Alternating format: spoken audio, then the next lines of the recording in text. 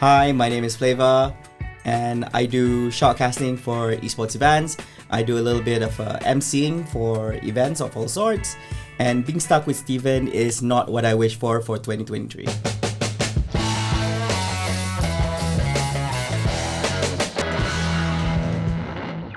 First of all, dude, thank you for making it all the way here.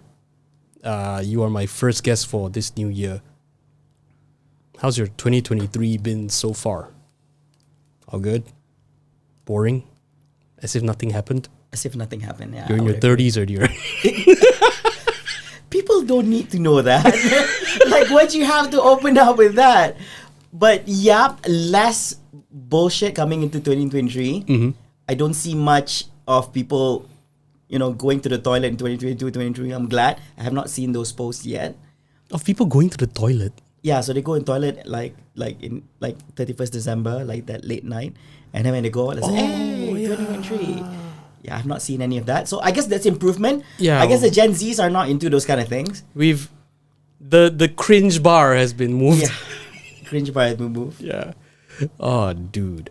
But okay, one thing we were talking about earlier is that you're planning like a housewarming thing soon, and then you're like planning to get like a barbecue set. Yeah. All this kind of stuff.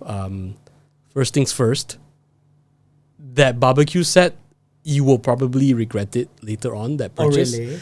Yeah, because I know multiple people who own barbecue grills who are like, hey, you want to borrow my barbecue griller? You wanna? Why?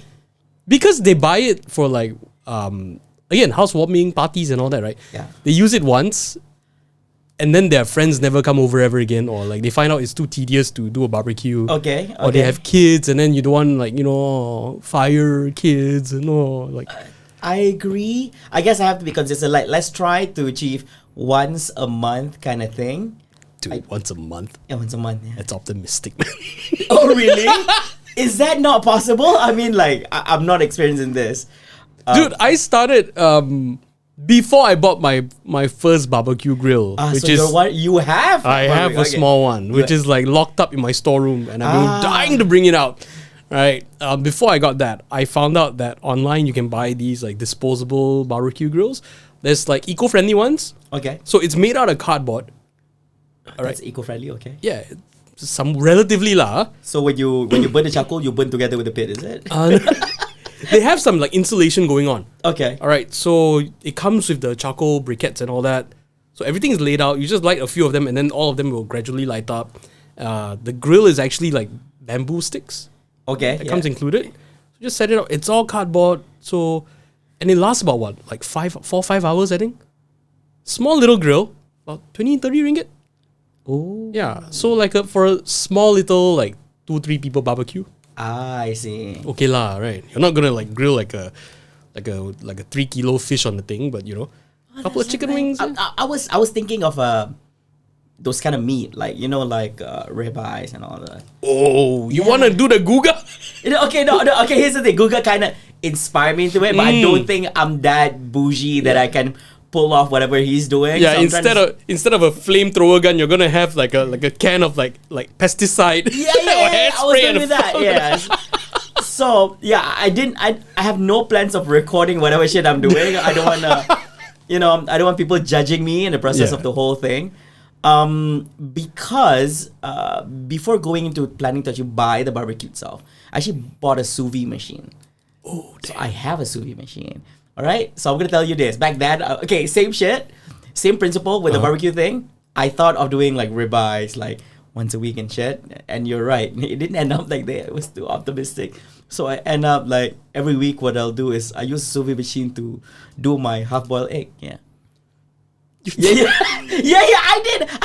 I even know the temperature, like what temperature, and then like I will leave it for an hour, and then it comes out perfect. Okay, so I bought a freaking sous vide machine. Okay, good news is it's second hand. Okay, so I got second hand. I didn't buy a brand new one. I bought a second hand from this guy. God. Yeah, so now I sous vide eggs, half boiled eggs. Yeah, half boiled eggs. it turns out perfect. I'll be like, when I did it before, it was either not cooked enough or. Dude, you know, like supermarkets sell like the egg cooker thing I that's like know. made in Malaysia. You know, it's a Malaysian invention. You know that thing. Yeah. Yeah, ringgit, bro. Perfect every time. You just have to like dial it in a bit. You get perfect half-boiled eggs every time. Sweet. I can't disagree. Yeah, you don't even have to use electricity for that one, bro. Okay. That's how brilliant it is. Yeah. Okay, but the reason behind why I wanted to do this whole sous vide thing is because I want to make sure that the temperature of meat is good, because I don't think I'm really like a pro where I can actually cook it like how I want it. So sous vide like helps me with it. I have used it a few times. Yeah. And then found out that I can actually get this meat at a really cheap price if you buy it like straight up. But the only drawback is you have to cook it yourself. Create your own sauce and whatever thing. Yeah. So when you compare price, I can save a lot. Like one steak is like 10 ringgit. Like when I calculate back, right? Yeah. 10 ringgit for like an inch thick steak is like, damn, it's like Australian. That's cheap. Where are you buying your steaks? That's like black market stuff, Lees. dude. No, it's not. F&B. Lees. Lees. Yeah, we had a Lees here. Then it shut down. Lees. Yeah. Nobody understood it. I think. Yeah, and then they switched to F&B, the name. Yeah, so I bought it from there. And then I was like, oh, I can get this much for like $100, and I calculate how many pieces. And I'm like, oh, damn, you telling me I can eat steak for 10 ringgit? Shit, like not even like the thin ones, like thick ones, right? Shit. Not the mamak steaks lah. Not the mamak Western food style steaks. No, not those ones, man. The cooked shoe leather. And they still charge you, hard on you. Yeah. That's Oh god, but okay, did you buy the flame? Did you buy like a flame gun? Not yet. You're supposed to, because I thought with sous vide you're supposed to cook the meat in sous vide. Yeah. But then sear it with like. No, so right now I'm just searing it on a pan. That's it. Ah, that works as well. Yeah. I mean, like, got through a process. I mean, like, I started with having sous vide first, and then later on we'll see. Yeah, my only issue, or the only big thing stopping me from wanting to try sous vide, is the fact that you have to plan your meal like Yes, you so have to far plan in your meal. advance. Yeah. Yeah. So I have my half-boiled eggs, like at 11 a.m. because I woke up late. Yeah. I woke up 10. So I just wake up just to prepare the whole sous vide thing, leave it there, and then set the timer for an hour, and I'll get. An hour. Yeah, it's 40 minutes. But usually, like, you don't exactly 40 minutes. Okay, go down and go eat, right? So like, I can leave just it there for a while. Yeah, leave it there for a while. I'll play a game of my Dota, and then God. when I'm done, it's like, hey, I know. There were times when I forgot I was sous vide it. I'll be honest. And then it was like cooking for 3 hours under that temperature. Of course, because the temperature is controlled, therefore the food is still perfect. So it's still soft boiled. Yeah, it's still soft boiled. Yeah. Oh damn. Okay. Because at that temperature, the insides don't get cooked. Yeah. Like, it depends on whatever temperature you want to set it, right? Yeah, so there were times when I forgot, I made some half-boiled egg downstairs. And went downstairs, like, okay, yeah. So usually I have like half-boiled eggs at 2 p.m. Have you tried making cup noodles? No! You're giving me ideas. You're giving me ideas, man. Right? What? Just to make sure that the temperature of... Oh, yeah, because we always it's either we overcook or undercook the noodles and like... Yeah. Try it, man. Yeah, try it. I will. Sous vide cup noodles. Sous vide cup noodles. Just for you, Yeah. man. The most bougie cup noodles. Bougie cup noodles ever made. Rather than a 5 minute in hot water, it's literally an hour. Yeah, I gotta boil water. Disgusting. Okay, I'll be honest. My wife complained about this whole sous vide thing because there was a time when she was like, "Oh, I want to eat. You're cooking, right? Can we just make ayam masak kicap?" Dude, I cooked that chicken for 3 hours sous vide. Okay, I sous vide the chicken for 3 hours. Okay, it turned out good. Yeah.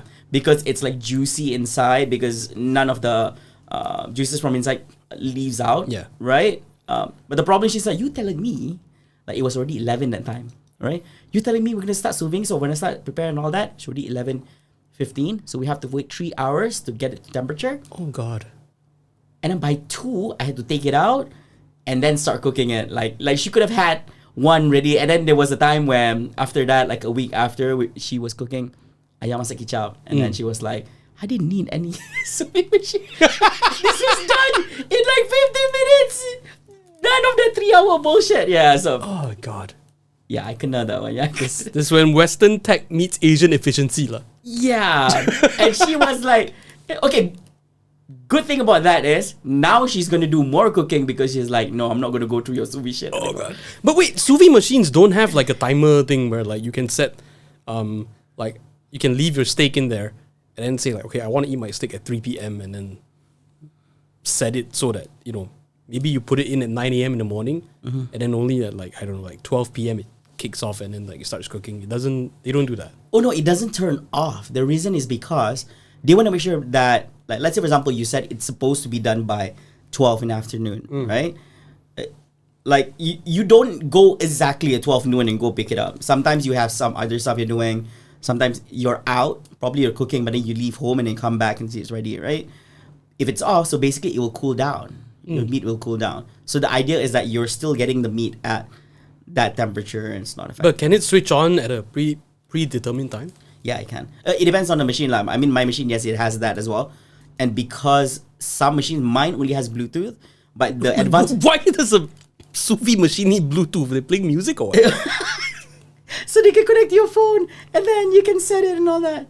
You can do it on the machine too. Okay, I get it. I can understand your wife's frustration right now. Oh my god. Okay. Here's the thing. The Bluetooth is because they also have recipes and so while you're browsing, you can also just set it. Why not, right? Yeah. Okay. Here's the thing. If you got a Wi-Fi version, so as long as it's connected to your Wi-Fi, anywhere in the world, you can just turn it off and turn it on and all that. Yeah. Can imagine someone taking a flight from like the US, calling their mom, I got a steak in the fridge. We put it in a sous vide machine. I'll take care of the rest. Yeah. Yeah, that's the case. Yeah, it's like halfway through. Oh crap! My flight got delayed. Oh yeah. Okay, pros of it. Yeah, even if it's delayed, like even if for 5 hours, it's still gonna be the same temperature. Yeah, it's not gonna overcook. Yeah, because of the temperature thing. But what happens if you leave it in there for like I don't know, if like an egg you leave it in there for like 2 days or something? Okay. It's never gone there. Never gone there. Yeah. Never gone beyond 6 hours. Okay, I have. Okay, actually. Okay. Yeah, it's still good. Okay, but one day, no, I wouldn't risk it. You might get a call from TNB about your electric bill after that. No, I'm not. Sir, are you mining crypto?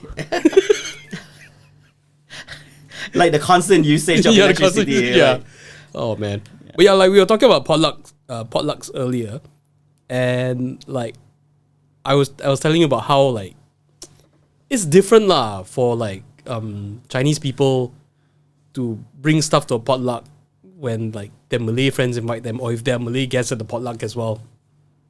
And it's clearly something you never like had to struggle with. I've never had a potluck with my Chinese friends. Usually they will get you over for steamboat rather than potluck. Yeah, that's the safest one. Yeah, I mean, when you mentioned potluck just now, I was like, the first thing that came to my mind was like, you know, when kids go to school, when back then we were at school, it's like, hey, today everybody had to bring their own meal, right? Yeah, so the easiest thing is like if your mom can cook, or if they have a BB or something, lucky they good mihun or whatever shit, right? If you don't have that, you go through the route of McDonald's or tapao from your nearest vendor. Yeah, exactly. Yeah, KFC is the easiest one. Yeah. You get a bucket. Yeah, and it's strange though, because like with potluck, from the Chinese perspective lah. Okay. Right, this is from the Chinese worldview, right? It's a little bit more complicated here in Malaysia for Chinese people to bring stuff to potlucks, because you have to see which Malay friends are attending. Because like the whole religious practice is so different between every individual and their families. Okay. Right? You have some people who are pretty much okay to eat anything. You know, you have the ones you're talking about. Are you talking about like if it contains pork or something like that? Or yeah, I mean, okay. Let's just be honest. Obvious. Okay, let's be honest. There are people who indulge, despite being in the, being labeled, in that religion. Not that we're trying to drag them away from God or whatever. Okay. But some people are okay lah, right? And then there are some who are, as long as there's no pork or alcohol, fine. Cool. Right? And then there are the others where like, oh, but it's from your kitchen, right? Oh, okay. I get it. Okay, so you're like, so you like your cooking utensils, all that. You all cook pork at home, right? So cannot lah. That means your whole kitchen is gone, You cannot bring any home cooked food at all. Yeah, because you use that wok, you use that pan to cook with. So whatever oil is there. So depending on like your Malay friends' system of belief or level of commitment, I don't know what the scale is, but that scale does exist. Okay, honestly, Yeah. I think I'm trying to think, right? Okay, I think it's a big no because it's like, okay, they cannot afford because you know that utensils being used to cook pork, right? Usually for Malay households, we do not cook any pork. I mean, everything we do halal lah. So basically, like daging and ayam is like disembelih and all that in a halal way, halal manner. So yeah, although you mentioned that there's some people who are fine with it, but I think just to be on the safe side of things, it's really a case by case basis. Yes, it's a very case by case basis. If there are gonna be people there who you might not know, or if you're unsure about, then best to just tapao something lah. Yeah, which is why like, you know, the safe bet for like a lot of Chinese families when it comes to visiting Malay homes and bringing food, KFC. Okay, I didn't realize this. Now I know why back in school, the Chinese parents, there was a time where people complaining, honey, this guy got baby at home but then never masak bihun goreng for us. Why the Malays only bring it? Why only okay, I didn't say the Indians, but I was like, yeah, usually it's very standard for the Malays to like bring home cooked food. Yeah. But why are not? Okay, I didn't thought of this back then, you know, because I was a kid. I was like, oh, so that's why. Because, you know, like, so the safe way is just buy. Buy KFC, go and buy curry pap from like back then I thought that these people are just showing off they have the money. They damn rich, right? Yeah, they damn rich, right? They don't need to cook. Yeah, because cooking is cheap. Kau beli apa contoh bihun goreng, you beli bihun and then you masak, this is the cost. But then if you buy like a whole bucket apa RM5, RM6, something like that. About depends there. on how much. And you gotta see how many kids are in the class, you know. So I was like, wow, so this guy's so rich, I don't need to cook lah. Low class lah, bihun goreng. And then, we didn't have a choice. We didn't have a choice. Oh shit. We didn't have a choice. Now you know. Oh damn, I misunderstood. I was like, why? Yeah, because again, like it's always the Malay family. Nasi goreng. Like, I have no complaints against it. It's just that it feels like the Malay community are just bringing the cheap stuff. Yeah. And then suddenly the Chinese had to come in with I'm McDonald's. not fully sure about the Hindu religion, but I don't, as far as I'm aware, or based on my experiences with people from the Hindu background, even if your home, like your utensils, you have cooked beef or whatever, it doesn't seem to be an issue as long as like the food you bring, the food itself that they're eating does not contain beef. Okay. Yeah. Right, yeah. Right. So even if, like, for example, at home you cook steaks or whatever, but that day you bring like a vegetarian dish or something like that, or chicken dish, all good. Yeah. But with like Muslim families and all that, it really depends, because I have people like, especially the older generation, like we call them boomers lah, which I feel. Yeah, boomers. Yeah. But apparently for them back then, all this wasn't really a big issue. Oh, okay. Like if your Chinese friends invite you to their house, you come and makan lah. You just don't eat the pork lah. Oh, okay. Yeah, I didn't know this. I thought boomers were more particular. I mean, like, we are We're millennials, Flava. We're millennials. Unfortunately, we are millennials. I thought the boomers were more. Boomers are like our parents' generation. Yeah, I thought they were more. I think their time it was a bit more relaxed in terms of this kind of stuff. I didn't know. I thought they were more stuck up compared to us. Because like I've spoken to some and they're like, yeah, back then we didn't have this issue of like the utensil stuff wasn't really a big thing. Like when they were kids lah. I see. When they were kids.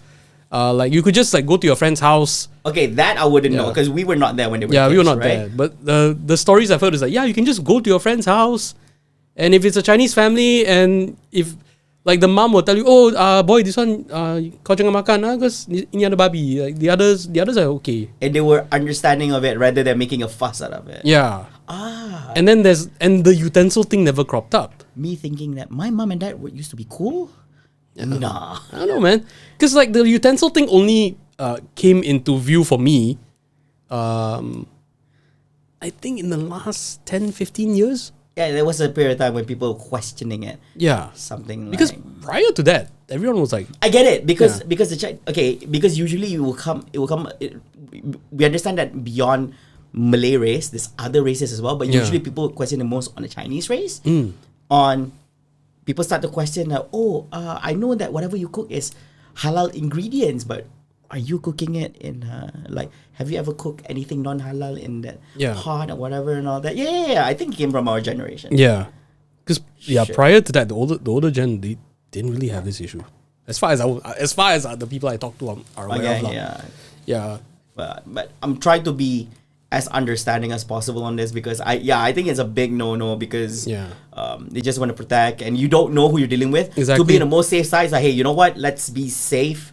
And not. But at the same time, I find it kind of sad because like one of the best ways to build relationships and friendships and all that is really just to sit down and eat each other's food. Yes, not like bought food, but I'm like, hey, I cooked this. Yeah. Yeah. It doesn't have, even if it doesn't taste like super good or whatever, the fact that it came from their house. Yeah. Like it's something like I get a snapshot of what your home feels like. You know? Yeah, I totally understand that. Yeah, you eat the mihun and it's like, wow, you know. Like if I invite you over to my house, I wouldn't wanna. I mean, I want to welcome you there. I want to present you food. That you'd be like, oh, we're having tapao KFC or something like that. You appreciate even more if I cooked for you or something. Yeah, like exactly. Hey, you know what? This guy cooked. Although it's not like amazing shit, but it's the thought. It's the thought that counts. It's the thought and the effort. And I think like especially of our parents' generation, it was a big thing to cook at home. Yep. Right. So I remember distinctly because my mom like runs her own restaurant last time and all that, right? So when people come to the house, if she knows that there's people coming to the house, wow, suddenly we were extra fish lah. There'll be a couple of like big swinging dishes kind of thing. It's not that we don't eat well normally lah. We normally eat quite well, but like she'll bring out all this extra stuff. Table full, and then suddenly the people come to the house, and my mom will be like, no, the guests will be like, wow, auntie, you cook so much, no need lah. Why you go through all this trouble? My mom's, no lah, this one's simple. That is so boomer. Simple. And then the guys were like, this is simple. And what is not simple? And then you see cakes coming out. You see there's appetizers. Biasa je. It's like, wow. And then you start thinking like, wow, Steven's family. Wow, they eat well. He's so blessed. He eats like this every day. And then you keep thinking back in my head. I was like, back at home I just makan ni. This is biasa. Yeah, and then like regular meal at home is like, white rice, fried egg, maybe one chicken curry. That's it, done. I'm nothing against that. But it's just that when you go to other people's day, you start to question like, shit, this is normal for them? This is every day. I mean, they have seafood and fish every day. And then you're there on the table listening in. It's like, no, this is not. Yeah, I was like, biasa je. It's regular food. Oh man, but yeah, I feel that I kind of feel very sad about that. In terms of like being able to just again I understand the religious sensitivities and all that, but the thing that I struggle with is the fact that it wasn't a problem. It wasn't really a big problem at one point. Maybe it was. Maybe some people always practiced it, but it wasn't something that came in as far as I was aware. It wasn't something that was very mainstream. Yeah, so I do feel that at that time people could still mingle fairly well and understand each other, because there's way more room for fusion. I understand. Yeah, and then and the other thing is in terms of Indian food, there's Indian people they've never really had any issue. Yeah, nobody questioned. Hey, did you put beer in? Got beef. Nobody questioned that. So for some parents, this question has been thrown to the Chinese. It never came to my mind like the Indian. I was thinking, there's other races beyond Malay, right? Yeah. There's other races. How come the first thing that comes to my mind? The Chinese. Yeah. KFC. McDonald's, Pizza Hut. Pizza Hut, yeah. This is where they make the most amount of money. Yeah, exactly. I swear, it sounds like a conspiracy theory that came. Probably it was those fast food restaurants were the ones who throw in these things. Yeah. So why do you want to bring food to your friend's house? Yeah. When you might be steering you might be contaminating their faith and offending their religion. just buy KFC bucket. Are you trying to propose an ad? These were the ad back in the in the 1900s. These were the ads. Oh, dude, but I don't know lah. It's strange lah, because we live in an age where there's so much information out there. Yes. You would think that people would be more understanding and more informed and able to get along better because they can. It's so much easier to learn about each other. Yeah. But then, like, it's almost like the polar opposite that we're getting right now. Yeah, and in one way, yes, but in another way is that in this particular matter, right? I think that back then, although it's like, hey, it's kind of cool that people are cool with it, but I think people are more aware of things that they should and should not, should be aware of. Like, for example, they were not aware that, apparently, I think nobody back then, for the past few years, nobody realized that, hey, you know what? When Chinese cook, they're actually using non-halal ingredients in their in the plants and all that. They didn't realize during that time. So somebody had to bring forward this issue and say that, hey, if you're getting food from Chinese, you need to be careful. Just ask them out of good faith, saying, hey, did you use is this utensil utilizing and all this? I have heard of people of Chinese, like some restaurants, you say it's think about it this way. There's restaurants out there where the chefs are Chinese, but then the cooking utensils have never utilized. Oh, so it's like a pork-free restaurant. It's a pork-free restaurant, yeah. They have not cooked any pork. They have not used any non-halal like wine or bourbon and any kind of the rice wine and all that stuff. Whatever. Yeah. They have not used that. But even that is also an issue because the chef is a Chinese. Yeah, it is. Right? Yeah. So it's not so much about the utensils anymore. They're like, even though that the utensils are clean, but then it's a Chinese. So is it? Yeah. Then it's coming down to, is it really like, what is this really about? Like, where are you coming from with this, right? Yeah. Okay. So the question is somewhat, okay, they're not really questioning the Chinese per se. They're just saying that the Chinese eat pork and all that, and then they're Chinese. Okay, here's the thing. For the Malays, I'm just speaking on behalf, right? Yeah. They are Malays who do feel that some of the Chinese, maybe you never know. Dekat belakang tu, maybe dia tengah pakai ke. Kita tak tahu yang dia cakap je pork free, dia cakap je dah halal kan. Tapi sure ke yang dia tak letak? Of course, there are Malays like all that, right? Of course, the moment you start in Islam, right? The moment we ragu-ragu, the moment we have our faith goyang already, is that it's best to be safe and not consume it and all that. So it's these kind of things lah. Trying to not like, honestly, this is just my take on this lah. I don't think they had any intentions to go against the race, the person in his race. It's just that they're just some of them just concerned, that, and all that. It stems from a legitimate concern for themselves lah. Yeah. But it's, I don't know. It's just. But it sounds so bad though. It's like you're literally assuming. You're not assuming he or she is doing that in the kitchen, but you're implying that maybe there's a chance. Yeah. Of happening. I'm like, shit. And it for me, it's not. It's that thing of going into that negative space. Yeah. When there's no real need to go there, because maybe not at all points, but at some points people have gone out of their way to make it so that they can serve like Muslim customers and all that. But then, even then, still to be questioned, right? Even like was it last year or recent memory lah? I think it was like a sushi restaurant or something like that. And then like people were saying like, I saw like Malay people eating in this sushi restaurant, tapi they don't have a halal sign. Oh yeah. So this is this okay ke? This is pork free, but doesn't have a halal logo, right? And here's the explanation the sushi chain gave, the Japanese food chain gave, is that actually they operate everything through halal standards. Understood. The only thing is that in their outlets they serve alcohol. I see. Okay. Yeah, which they don't actively serve to Muslim customers. Therefore, you don't get the halal set because you sell alcohol. Yeah. But in terms of your food and all that, and for the alcohol drinks, it's all different cups and all this kind of stuff. But for the food and all that, it's all like they follow like the halal practices. Okay. I think I've been to these so-called restaurants. Yeah. But I didn't consume any alcohol. Like I kosong lah, you know. Yeah I lah. kosong and all that, right?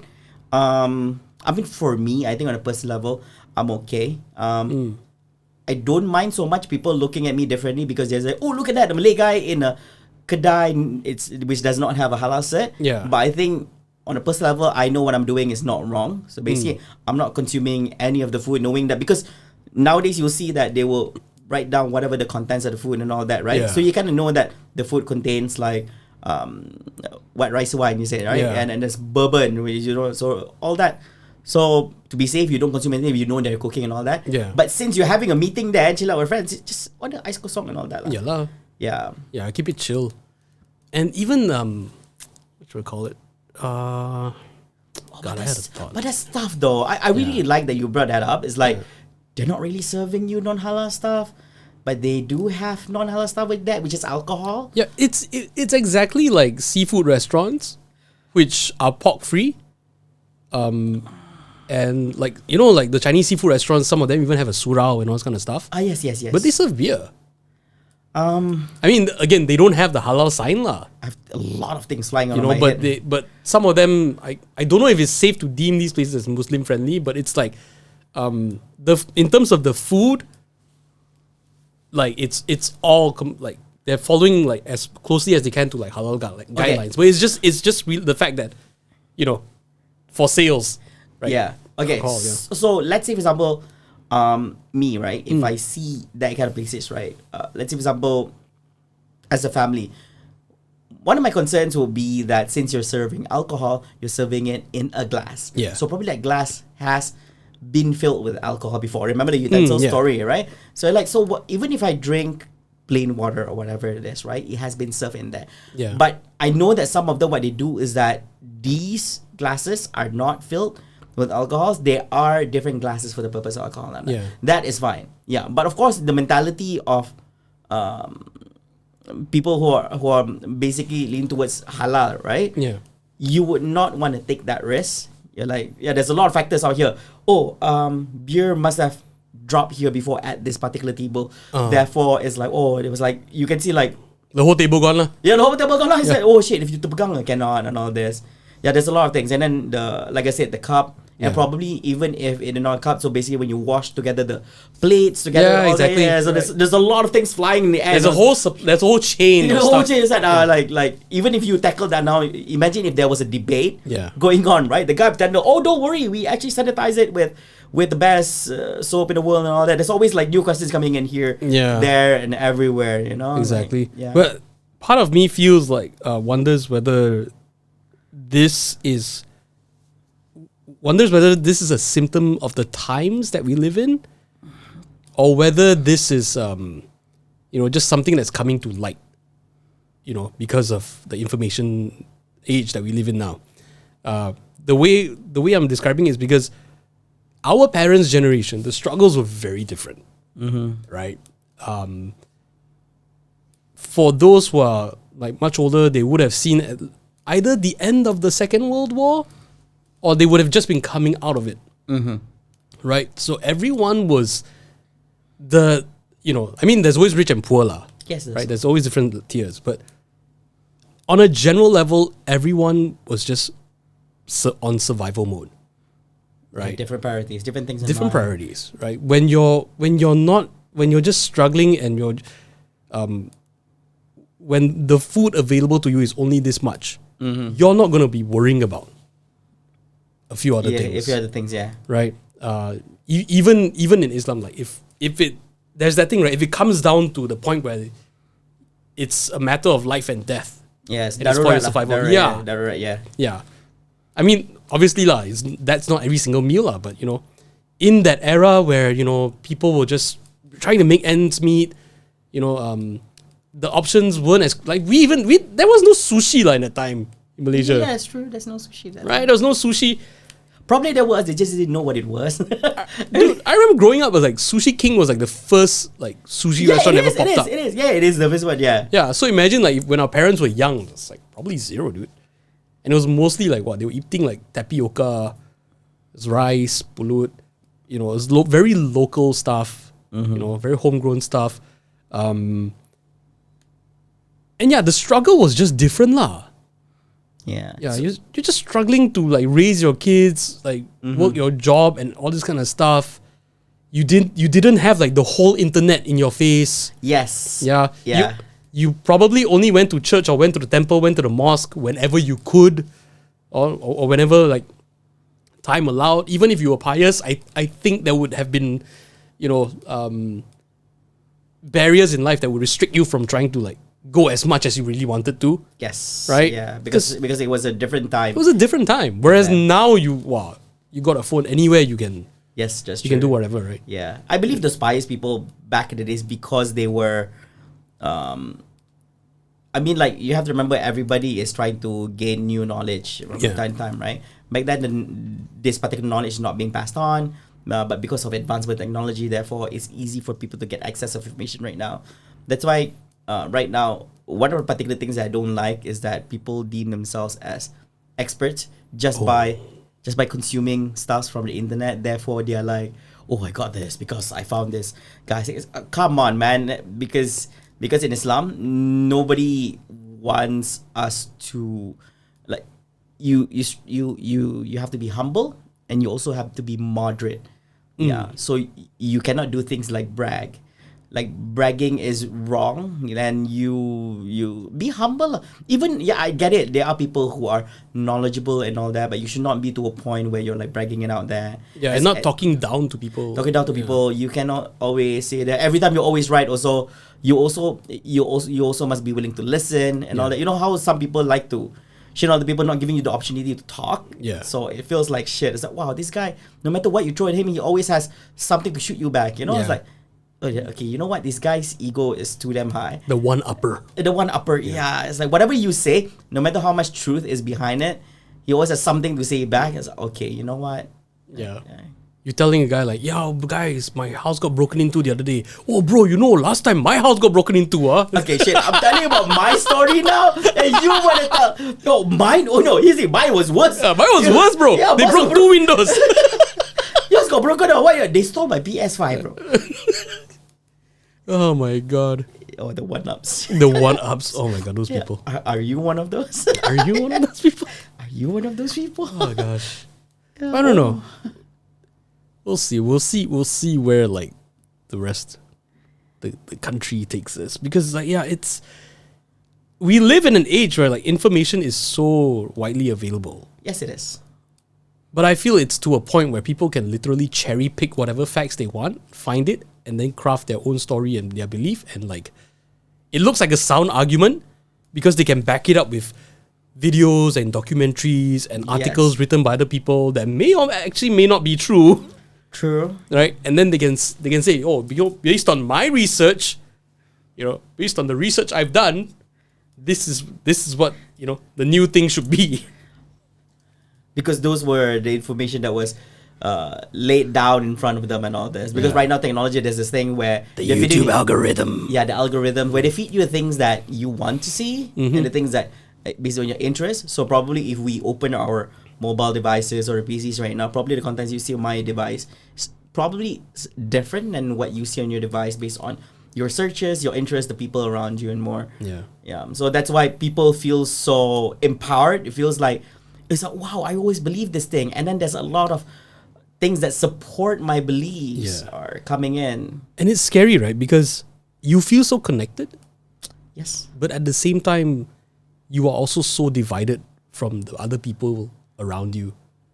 But you feel supported. You feel connected to the people who you find, who reinforce your beliefs, or who you feel are like, where you want to go to. But then, sometimes it comes at the expense of you ignoring the reality around you and the people around you, that human connection thing. It's tough when you've been in an environment. Back then, when we talk about our environment, we always talk about your physical environment, the things that's around you right now. But right now, it's separate the two. Like you have your digital environment and you have your reality environment. But somehow their digital environment is actually consuming them more than reality now. So therefore, they feel that that environment has been empowering them for so long. Therefore, you must be wrong. Like, come on, especially with people backing you up, supporting you in what all your beliefs and all that. So it's very weird to hear other people who goes against you. Yeah, I mean, it's not it's not all bad, It's not all bad, but it's not all good as well. You know, you also have to use a little bit of I would say, was it logic or intelligence? A little mix of both. Yeah, a little mix of when you both. make decisions on what is truthful, what is hoax, what is just an opinion, yeah, and all that. because it's like, yeah, you might say, for example, like Mr. Beast's case, right? Which one is this? Like he grew up being obsessed with YouTube, you know, Okay. but the rest of his friends in IRL like didn't get it. Okay. So he always felt like an outcast. But then when he met people on online who were into YouTube as well, wanted to be creators as well, then like he found his tribe, right? Good. But if you're like, should I say it? If you're like a sex offender or a pedophile, you know, Okay. something that society really, really frowns upon, Okay. you know, and you go online, chances are, if you look hard enough, you'll find friends who are into that same stuff as you. Oh, okay. Yeah. And this can start something really scary as well. I agree, because Yeah. back then you were not able to find this friend. You're on Yeah. your own. Yeah.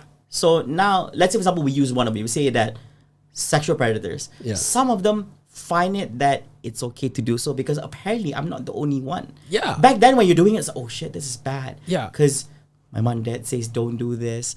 My religious leader says don't do this. The priest, like the imams and all, they say don't do this. And then you go online, it's like, wait, I'm not the only one. And apparently doing this, there's ways to go around this. Yeah. And it's There's like, better wow. way to do this. Better way I to do can this. I find was like- friends. Yeah, it's scary, dude. and you find other people who do it, so you don't feel you feel that somewhat it's a safe place for you as Yeah. long as you don't get caught. So it's not really a good thing. Yeah, because I remember, I don't remember if it was from a movie or a documentary or something, but it was, Is it the one How to Catch a Predator? no, not that one, but it was about this guy who, he said he went to jail because he committed like some kind of small crime Okay. kind of thing, right? Like maybe like trying to carjack or trying to like break into a house, something like that. But he went in with like for a misdemeanor, but came out with a bachelor's degree in crime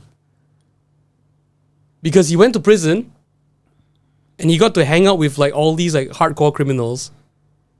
So he got to learn the ins and outs Of doing big ass of crime. being a legit OG criminal. Okay. So like that's how I also kind of see like some parts of the internet as well, Okay. where like you know, again, it can be good or bad. All right, you might be a person who likes to do like cosplay, or you might like a certain game, and then you find an online community, and then you find, okay, I really vibe with these people, and that's good, right? That's a positive thing, right? To channel your energies into. But when it's something like, you know, criminal or like something that's generally like really bad stuff, Yeah. yeah, that's a different ballgame, because you go in, and maybe you're not that educated on the matter. You're not. Yeah. Yeah, maybe you're not that good at it. But then you have other people who can tell you how to do better, and this is a network we're dealing with, you know. It sounds like me Right. watching Netflix on all these cases and like, oh shit, I could have done this. Yeah. yeah, that's it. Like shit, they robbed this. It's like, oh, that's not so hard. Yeah.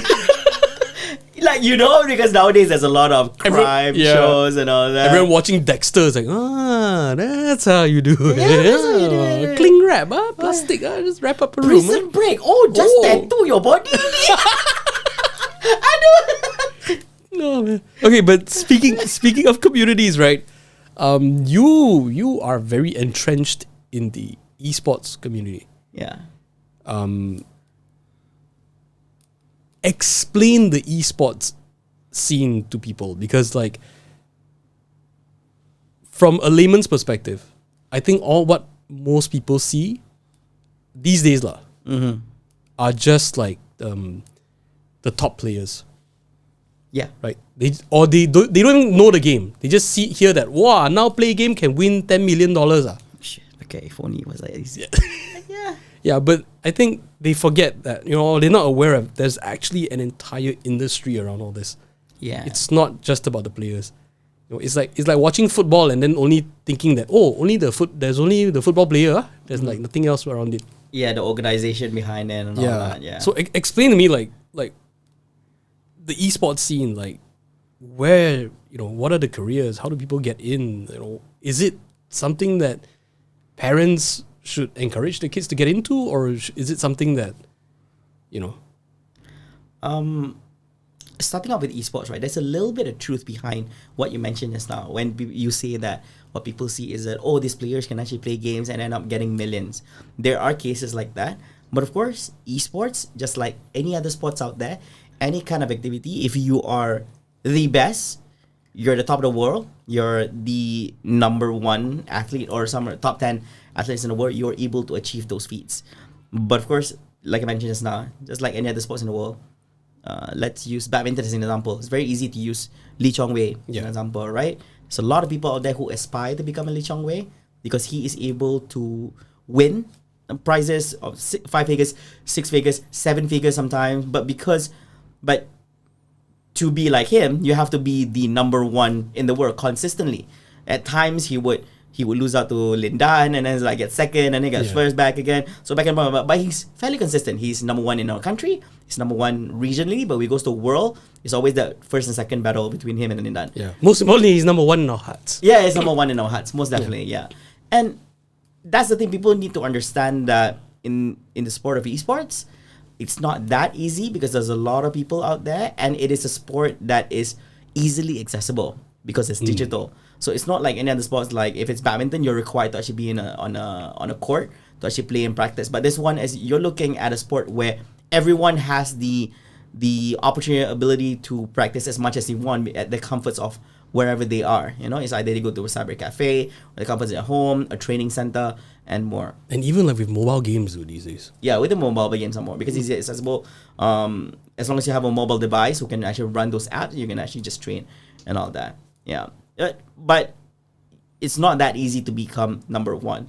As you can see here, even in Malaysia, we have less, probably roughly around 10 people who have earned $1 million above when it comes to working in esports as an athlete.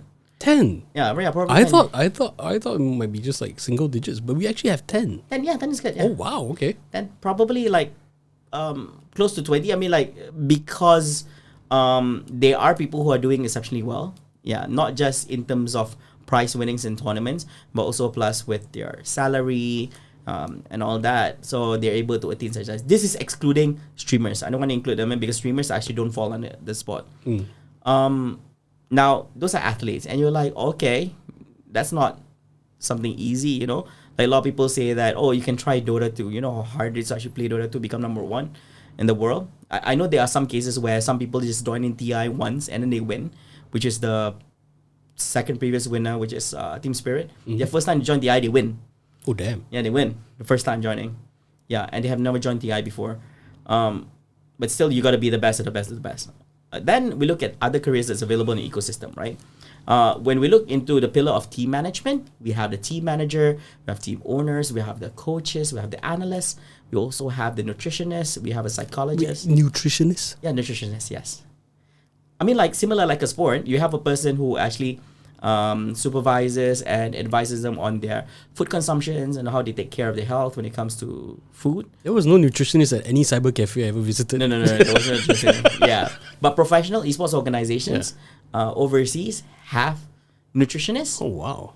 But to my knowledge, Malaysia does not have any. Even if there was one, probably it's not internal, it's not in-house. It's basically they have to hire externally for them to actually do it. Yeah. So for those who actually do it in-house, there are organizations in China who do have big fundings where they're able to actually hire nutritionists. But when we say nutritionists, just like any other sports, it's not that these athletes are not allowed to consume McDonald's or KFC or any kind of fast food. They can, but you let me know, hey, you had McDonald's yesterday and I heard that you had a buffet spread, you had a lot of stuff. So it's fine. I'm telling you it's fine. Just that for the next few days, probably you have to consume a little bit more greens, and I'm going to add in more to your diet to just balancing down and all that. Is it almost like elite athletes and fighters where especially days leading up to a fight or a match, where okay, this is the diet you need to be on. Yeah, this is the diet you need to be on. Yeah. Okay. And when you should eat, when you should not eat before a match. So for example, usually if you want to consume food before a match, try to consume it 2 hours before a match, because you don't want to feel groggy and you don't want to feel too full during a match. It's not a good feeling. You don't want to have a biryani right before. Yeah, compete, yeah, exactly. And you don't want to have garlic breath to your teammates when you're communicating and all that. You don't want to have all that, you know? Yeah. So nutritionist, there's also a psychologist. Very important because as athletes, they're humans too. They break down mentally, psychologically, and all that. So they need the psychologist to advise them from time to time. Honestly, most of the psychologists are never in house. They usually basically you hire them when needed, you know, so that case by case basis. Okay, so there's not like a therapist that they go to on a regular basis. It's just as and when needed. Yeah, I mean it's also very situational, but basically a good reason why it's actually not in house is because you have to ensure that as a psychologist or as a therapist, whoever your client or patient is must not be your friend or somebody who's close to you to a point, because once they become a friend, that's it. They're no longer your patient anymore. Yeah. So you're no longer a stranger. You're no longer playing the patient versus. Yeah, you cannot have any chips in the game, lah. Yeah, you cannot have chips in it at all. Yeah, so you try to stray away and not in house. So that's why they're not in house. Yeah. Okay. Yeah, that's team management. Okay, and then we look at the talent side. So the talent side, this is more towards events. So usually they are freelancers where if there's events, they can work as a commentator or caster for the games. They can become analysts. They can end up becoming a host or an MC for events and more. So these are talents. Career opportunities is available. So it's not really full-time per se because it's based on event basis. Yeah. So you're not having a fixed stream of income. Yeah, because it's kind of like the entertainment. It's basically the entertainment industry. It is. Yeah. It's where instead of just doing one thing, you kind of have to because all the skills are kind of related. Yeah. Like if you're a shoutcaster, chances are you can skill yourself to be an MC as well. Yes. Yeah. If you're an MC, you can skill yourself to be, maybe a commentator or something like that. Yeah. Okay, that makes sense. Yeah. So that's the talent side, and very rare that it's a full-time job. Like I would say that if there's 1,000 talents in the country, probably a very small percentage takes this up as a full-time job. Just in Malaysia or like globally? I think for Malaysia and globally, I guess. Okay. Not everyone can actually make this a full-time profession. So most of the time what they do is that they have a full-time job and they use this as part-time. Okay. Yeah. Okay. So then there's the talent, and then we have the event management team where people who actually plan out to do events, and then they have a marketing manager, they have a business development manager, they have a human resources and all that. So that's on event management, and also the production team. So let's say, for example, in a big ass event, right? So they need good productions, they need good audio quality, videos, they need videographers, photographers for the event and all that. So they need a whole ass production team, and they also would like to hire people who can actually observe the game when the game is being played. Yeah. And observe it professionally, so that the viewers who's watching the game through the live telecast, what may it be on TV or live stream, would actually see the important elements that's actually happening in the game and not unnecessary stuff that's going on in the game. Wait, so it's a separate pool of people who help. Like their job is just to observe. Just observe. Yeah, so basically, let's say it's a PC game, right? Yeah. So you go into the game, so you're not part of both teams. You're literally just observing the games, navigating the map, so that you're observing, for example, in the mid lane, the battle between the mid laner from the other side versus with this side. And then you look at top lane, there's a 2v2 match between top laners and then bottom. And then if there's team fights, the observer is required to actually pan the camera or the screen towards that particular team fight. So is it fair to say that the observer is kind of like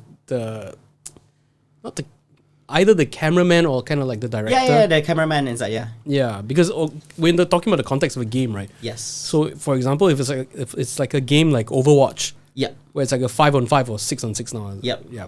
And there's like multiple choke points in the maps. There's like multiple strategic locations that you have to see from both sides.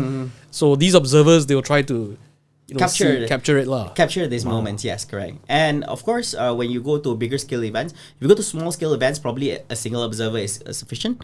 But for certain games, you will require a minimum of 3 observers, the more the better, because usually you have a director who would pick and choose which things to choose. Because in a particular game, there's so many things happening at the same time. There's no such thing as or you're required to actually have one action happening at the same time. Yeah. So probably the director has the power to determine, or is responsible to determine which shot to be taken and show to the viewers. How do they make that choice though? If it's like, like Dota, there's like multiple lanes. Yeah. Everyone's trying to push all at the same time. Yeah. How are they able to? But okay, pushing is not really a how do you say this? Usually we say like if some action is happening. Okay. Because when people are just pushing lanes and just farming in lanes, there's nothing important is going on. Okay. So usually as a casters, you're not be able to say much. They're just doing normal stuff. This guy's getting last hit. This guy's getting items. So in between, you have to kill time by talking, giving some insights about the game. So it's like if one guy suddenly decides to like go on a rampage and like really like go for it. Yeah.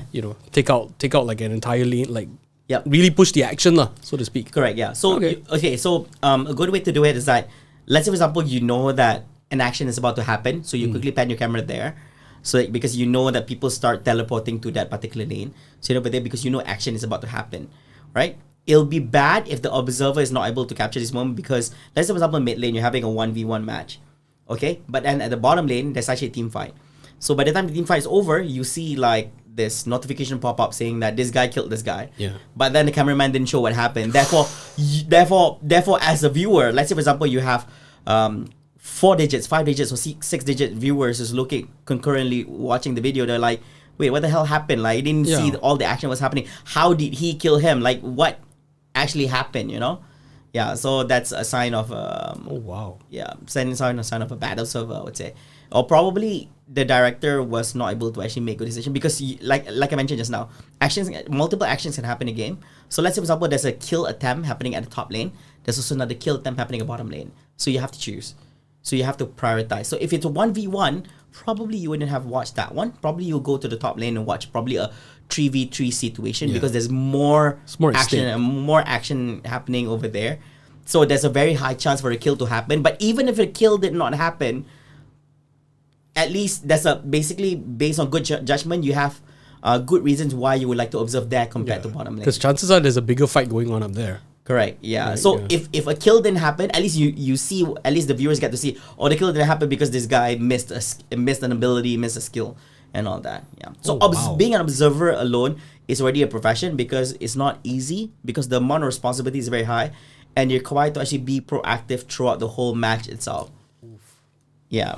So it sounds easy, and you have to make sure that you pan the camera smoothly. It's also an important element, because you cannot, like, when you watch football nowadays, right? Back then you have one guy who's panning the camera and following the ball, but now because of an advancement in technology, you don't need a guy anymore. Basically, they have this technology where that particular camera will just follow the ball, so the ball will fly super fast and all that, but the panning is very smooth. It's very nice, so you can see, oh, the ball goes here, oh, this guy's doing this and all that. Yeah. But if the panning is like shit, what the hell are we? Why is this guy zooming? Why is this guy panning so fast? Yeah. Like from top lane, straight drag to bottom lane. As if he's actually playing the game. Like, I can't smooth drag this. I need to instant, because I need to go back to my character, right? So, wow. Yeah. So with esports, like the observers and all this stuff, are they like highly game specific? Because I would imagine, like, for example, if you're a UFC commentator, you might not be the right person to commentate for a boxing match.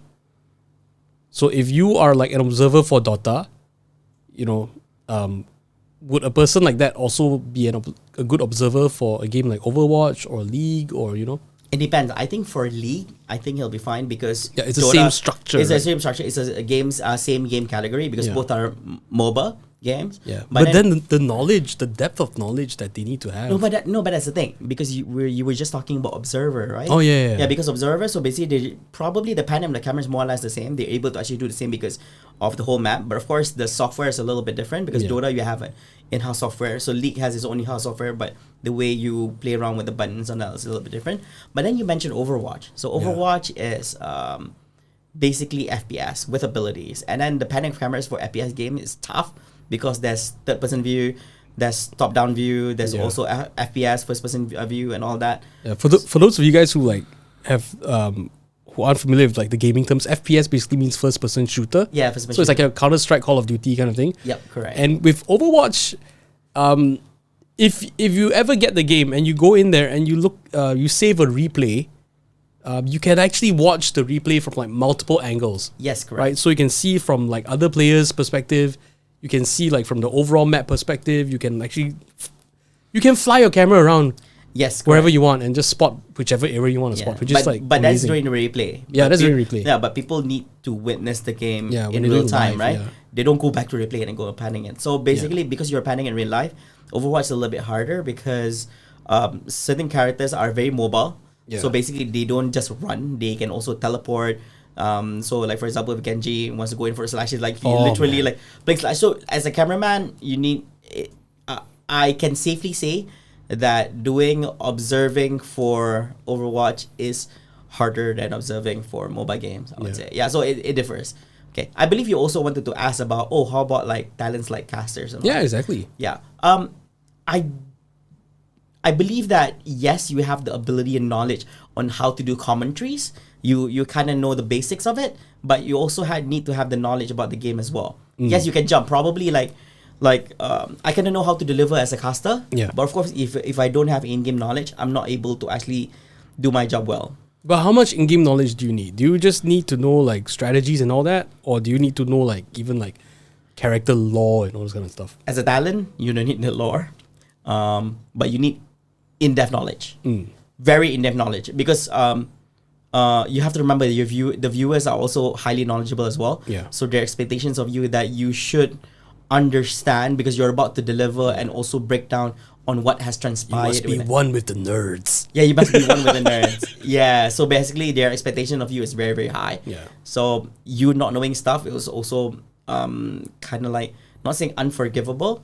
It's kind of like, come on, this is like basics. You should know this. Yeah. So unless this is something that a lot of people are also unsure. That's not saying that you need to know everything. Yeah. But up to a certain extent. Or unless you're Snoop Dogg commentating on a game, then Yeah, it's a different story. Okay, Snoop Dogg's a little bit different. Yeah, he doesn't need to know jack shit. He's everybody is still fine with Everybody it. just needs to know Snoop Dogg. Yeah, That's all you need. it's That's all you Snoop need. Dogg. Yeah, chill. He doesn't need to know jack shit. He can just do it.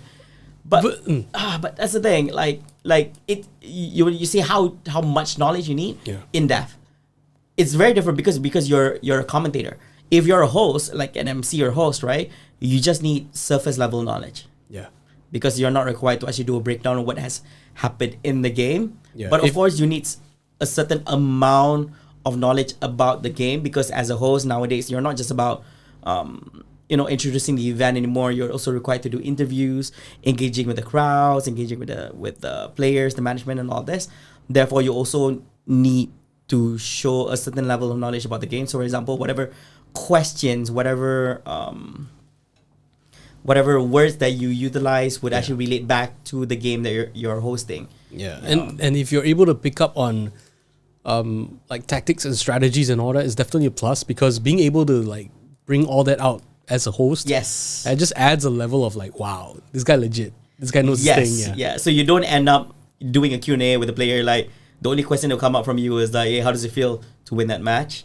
And then there's nothing, then you don't bring anything technical to the table. For example, like if you go to a Dota match, right? If you know what happened in the game, you're able to actually pick up something that actually happened in the game and actually use it as part of your Q&A with the players. That'll be amazing. It shows that you paid attention. Yeah. And it also shows that you care enough to ask the right questions that what everybody else would like to question. Yeah, from the crowd. Even though the question is, yes, at the end of the day, the question is that what actually happened versus this happened in the game, and What was going through your mind? What was going through your mind? It's like, okay, yeah. So it's actually more or less the same question. It's just that you show you care, and you show that you do know what's going on actually. Yeah, and that's the thing with like the gaming industry, man. The amount of passion involved, not just from like the players of the game, but like from everyone around it. You know, it's amazing because it forms such a tight knit community that people outside are just looking at this stuff and like what's going on? You know, why are these people doing this? Like, how is it that these guys are getting paid like professional like elite level athlete money.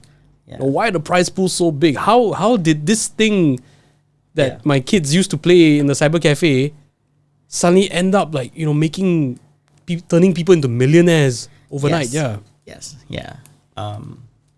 Yeah, but that's the thing. It's not an easy industry to actually be part in as well. A lot of people do question on what are requirements to actually be part of the industry. So because people say, "Oh, do you need a diploma?" And I was like, "It depends. To become an athlete, you don't really need a diploma. If you have the skills that will get you in." Mike Tyson had to get a degree in boxing before he Degree in goes. boxing. I got a degree. Can I go box now? Like, yeah. So stuff. Like, and there's no such thing as a diploma or degree in gaming or esports. We have game development. We have those other stuff that revolves around game development, but not really esports.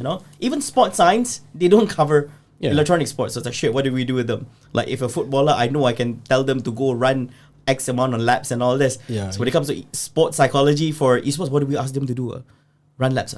Yeah, you don't go to like university and like, can I get a badminton degree and be like Lee Chong Wei?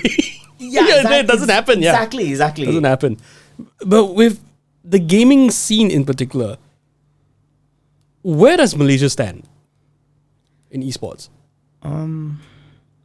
We're a bit behind. Oh, okay. We're a bit behind. Honestly, we're probably around 3 to 4 years behind to the other countries in the EU and all this. And I understand that a lot of people would disagree with this. But the thing is, a lot of people disagree based on what they're looking at. Because, for example, we use our achievements as winners of the Commonwealth Esports Championship, which has included. Yeah, we only look at the wins. We don't look at everything else. And all that. Yeah, but here's the thing: those wins that you see does not reflect how much of a progress we are as a country when it comes to the esports ecosystem. Because right now in Malaysia, a lot of people don't realize this, is that as a country, we do not even have a proper system for the sport. So every single time, we're required to actually select athlete or athletes to represent the country for a particular game. Because we do not have a proper system in place, therefore the best way we can select athletes is by doing yet another tournament. The winner gets to represent the country. That's simple. Which is different than normal conventional sports such as badminton or football. You don't do a qualifier every single time you want to decide who is going to represent Malaysia for badminton or for the upcoming under 18 for whatever, Olympics, for under 18 for football and all this. Yeah, it's a whole process. Yeah, there's a whole process. They have to start from, for example, back in the school, you have the MSSD, MSSS, which is so from district to state level to national level, and then you get absorbed to the national team where you go through a training program. But just because you're part of a program doesn't mean that you're always going to be represented. So you have to be always on your toes.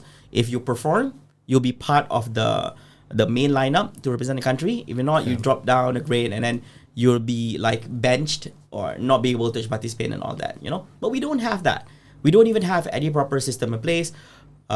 Guides, regulations, and all that. So far, the people who have been building esports ecosystem right now within the country is mainly the game publishers who are investing or doing activations on the games within the country by creating this official tournaments for various levels. For example, they have, we use PUBG Mobile as an example. So they have for varsity level competitions, they actually have an open qualifier, so PMPL now, and they have the national level, and then they have the regional, and then they go to Worlds and all this, right? And then beyond that is also the private sector. So we have event organizers who actually do events revolving around sport to ensure that we have a healthy ecosystem. Because not all game publishers actually invest and activate their games within our country. So for example, like Valorant, very high interest in Valorant. But unfortunately in Malaysia, we do not have a national esports championship for Valorant and all this. We have third-party ones, but not really official by the game publishers. And I know a lot of kids who have been deep into Valorant, man. They love Valorant. Yeah, they love it. I love Valorant. But the thing is, because we don't have those kind of activations, that's why I'm very sure you hear about this guy called Davai. So Davai is a Malaysian. He's really good at Valorant. Unfortunately, because there's no professional Malaysia team who's actually jumping into this whole thing, there's no activations within our country. Therefore, he had to spread his wings. He had to go join in a Singapore esports organization. Singapore? Esports organization in Singapore. And he's played together with them. They're a really good team right now. Yeah. And participate in all these tournaments on a regional level and all that because there's no local. So literally, because there was no support for him to represent locally, he had to go overseas and represent. Well, it's also country. it's also because the thing is, when you don't have any local activations, you don't have events, you don't have tournaments, you're not. It's very hard for him to identify who around here within our country can actually be part of the team together with him for him to actually form a full-on Malaysian team.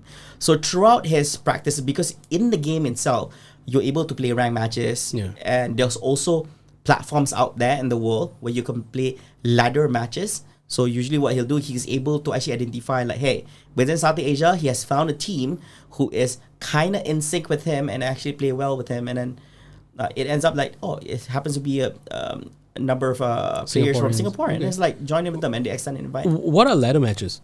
So ladder matches is basically climbing up. So basically it's a ladder because you're climbing up the ranks. Okay. So you can register yourself as a team inside these websites, I would say, these platforms. And then these are not official matches, but some of these websites, what they do is they do a tournament, like they offer a 500 USD prize and very, very small ones. But it's an opportunity to go up against other teams on a competitive level. Because when you play in game, yes, you play ranked matches, but it's always solo based, right? There's solo based. There's also team based as well. But when you go up against rank, it's not a competition field. Yeah. So these people are serious but not serious enough competition level. So you go to these ladder matches, so you're able to pair up against people who are also serious as well. You're bound to meet with world level teams as well to just see how well you fare because you meet them and all that. Because those would be like X amount of matches, winner takes all kind of thing, right? Yep, correct. It could be winner takes all. It could be also like breakdown from 500 USD becomes like 300, 200 and all that. Of course. Yeah. But one of the main reasons also is because when you go into rank, you don't know who you're going up against. But if you go on ladder matches, it's the easiest way for you to pit yourself against teams who are way better than you. Because you know there's other people out there who's also trying to find other better teams to scrim against, you know? It's either you end up being a jago kampong in your own country, or you go out there and go fight out against other people and see how well you are.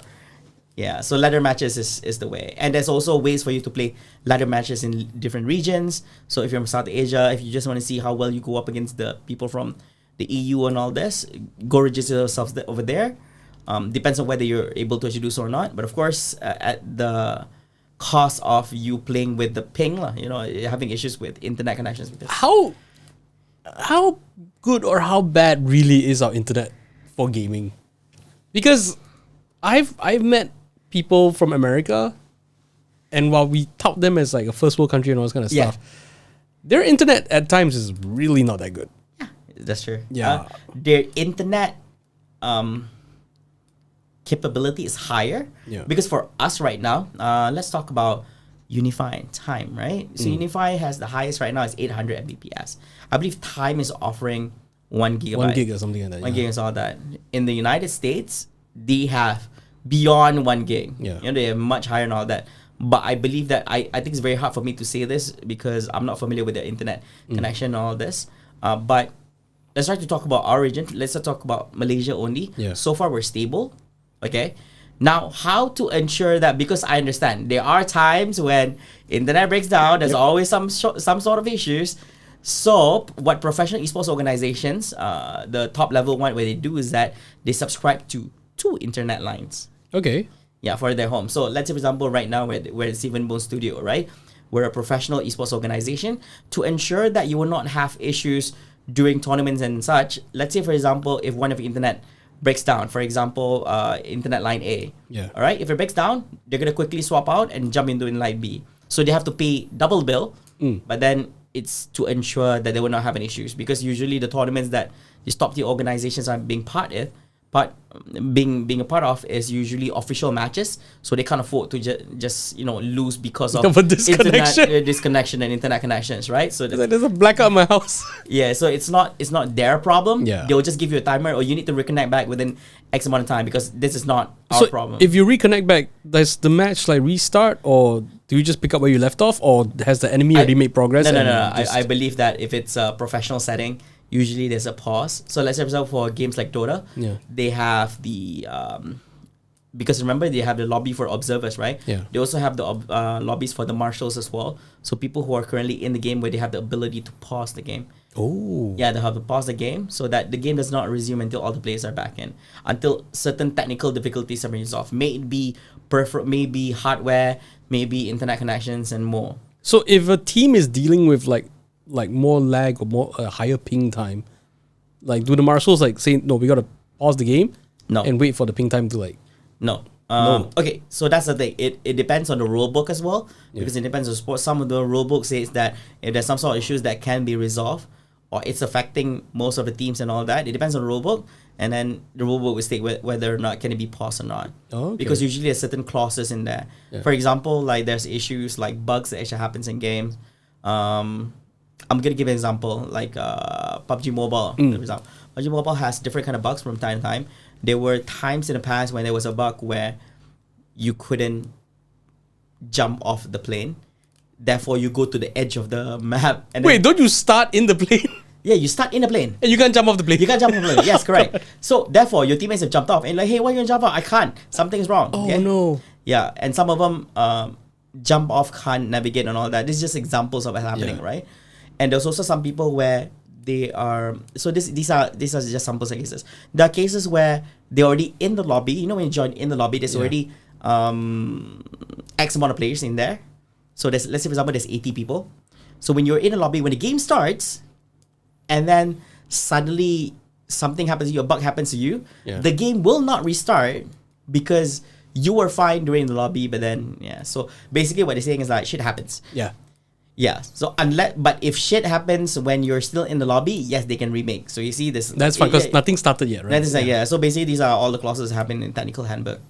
Yeah, that's right. Oh, damn. Wow. Different games, different stuff. Oh, wow. So for Malaysia, like, you know, you mentioned we're about 3-4 years behind. But then I think a lot of people argue that, you know, but the esports scene is like, it's such a new thing. Is it really?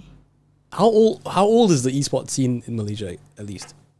How old? I think we date way back in the 2000s. Really? In the 2000s, yeah. But back then, it was not known as esports. Yeah. Because people kept looking at it as gaming. Yeah. And even when I joined in, yes, it was slowly transitioning into esports and all that. But of course, because of status quo and people's perception, people keep pushing away this word esports as like, stop bullshitting. This is all video games. Yeah. Stop trying to put try to put a professional narrative on it.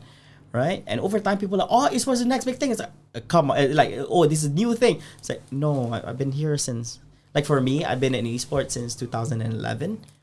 2011, dang. Yeah. Wow. So it sounds like, it's like, wow, these guys been there for a lot. There are people who have been in the industry way longer than I am.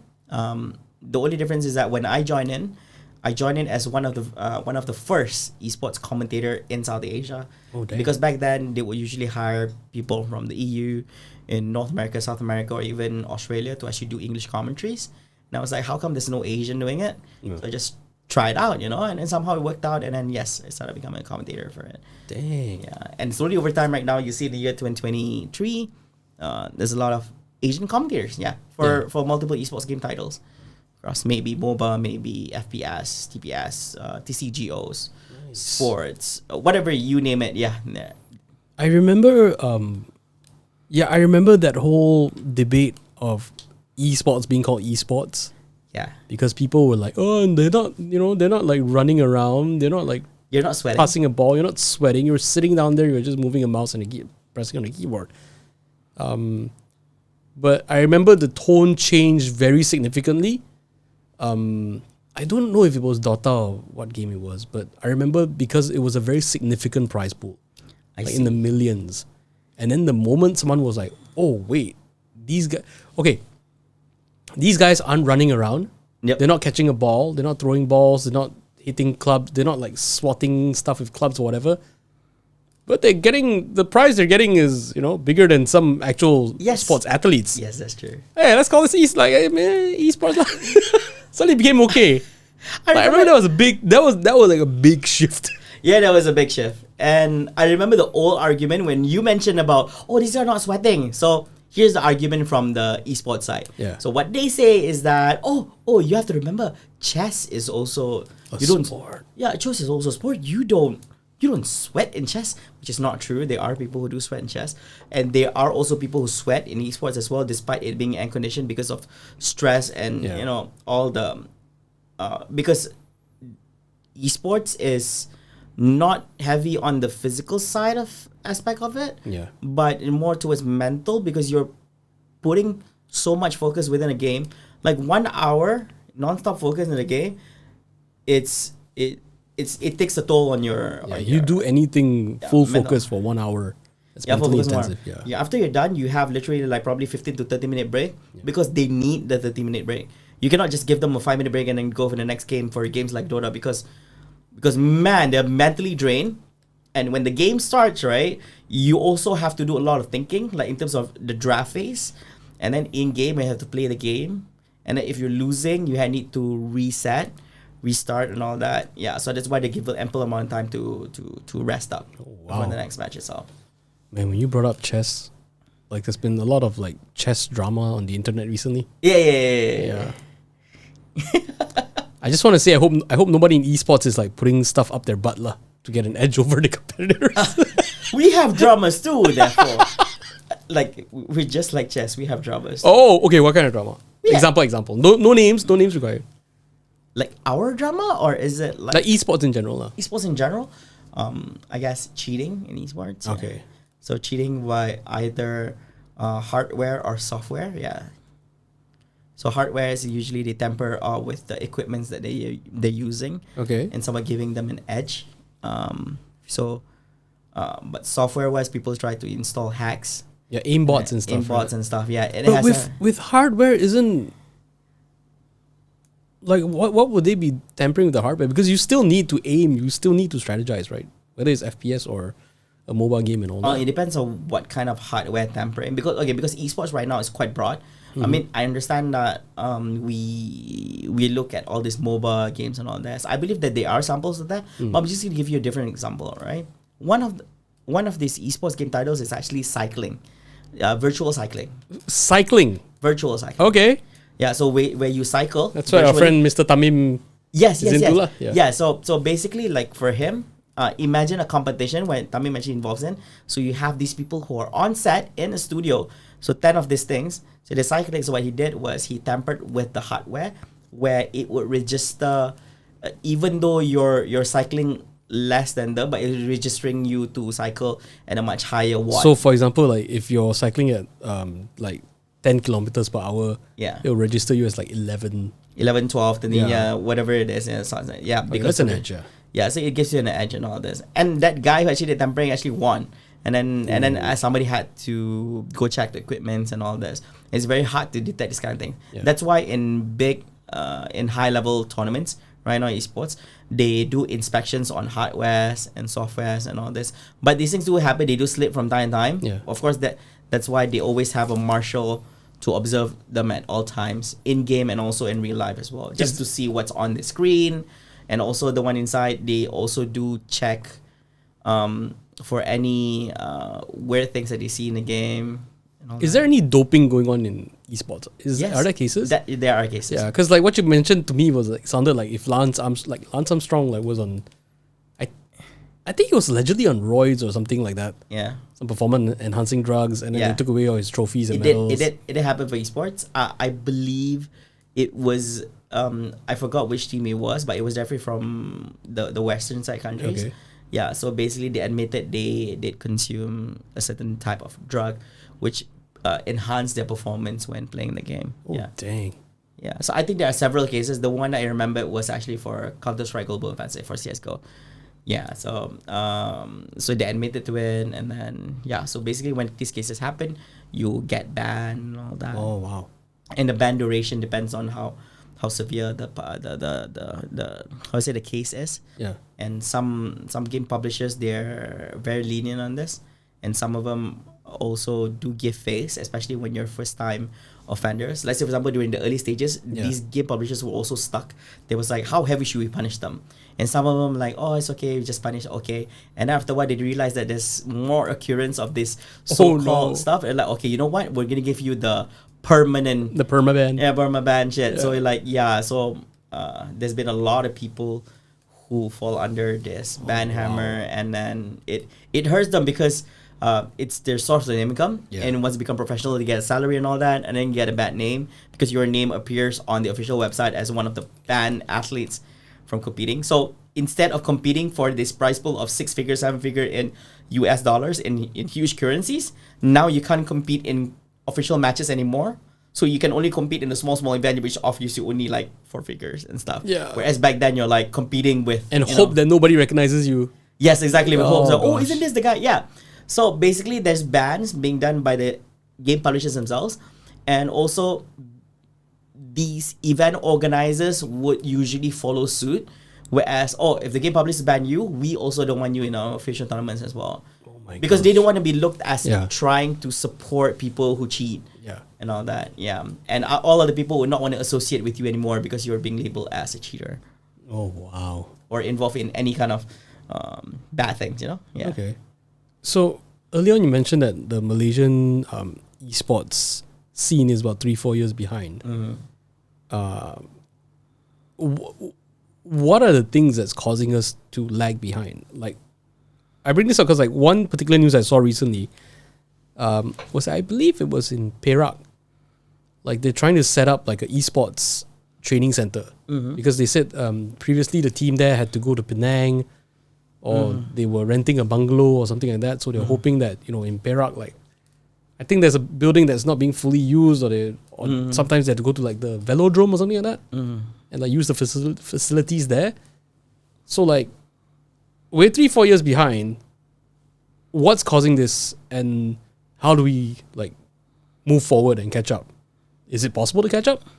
I believe that the one that you highlighted was actually the idea of having a facility for them to actually practice, yes, exactly, train and all this for whatever purpose it is. Maybe for them to represent their state or their own organization in future tournaments, or basically a training ground. Yeah, a training ground for any particular event. But then when we talk about the development of the sport itself, right? Because right now we're close to not moving forward because we're still stuck with no system in place. We're still doing the same thing over and over again.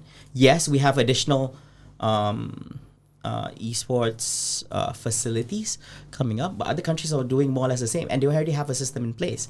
Therefore, they can properly utilize these facilities, and not just for the sake of having a facility. In most cases, these people who set up these facilities don't even know what to do with them. It's like, we're gonna set up a facility and just provide them for a training ground and all that. They also have running costs. They have to ensure that they make a certain amount of profit to pay off bills, running costs, to expand in the future as well, to accommodate more people and stuff. And then when it comes to activations and stuff, when it comes to state level and national level initiatives, all they have in their mind is just do tournaments.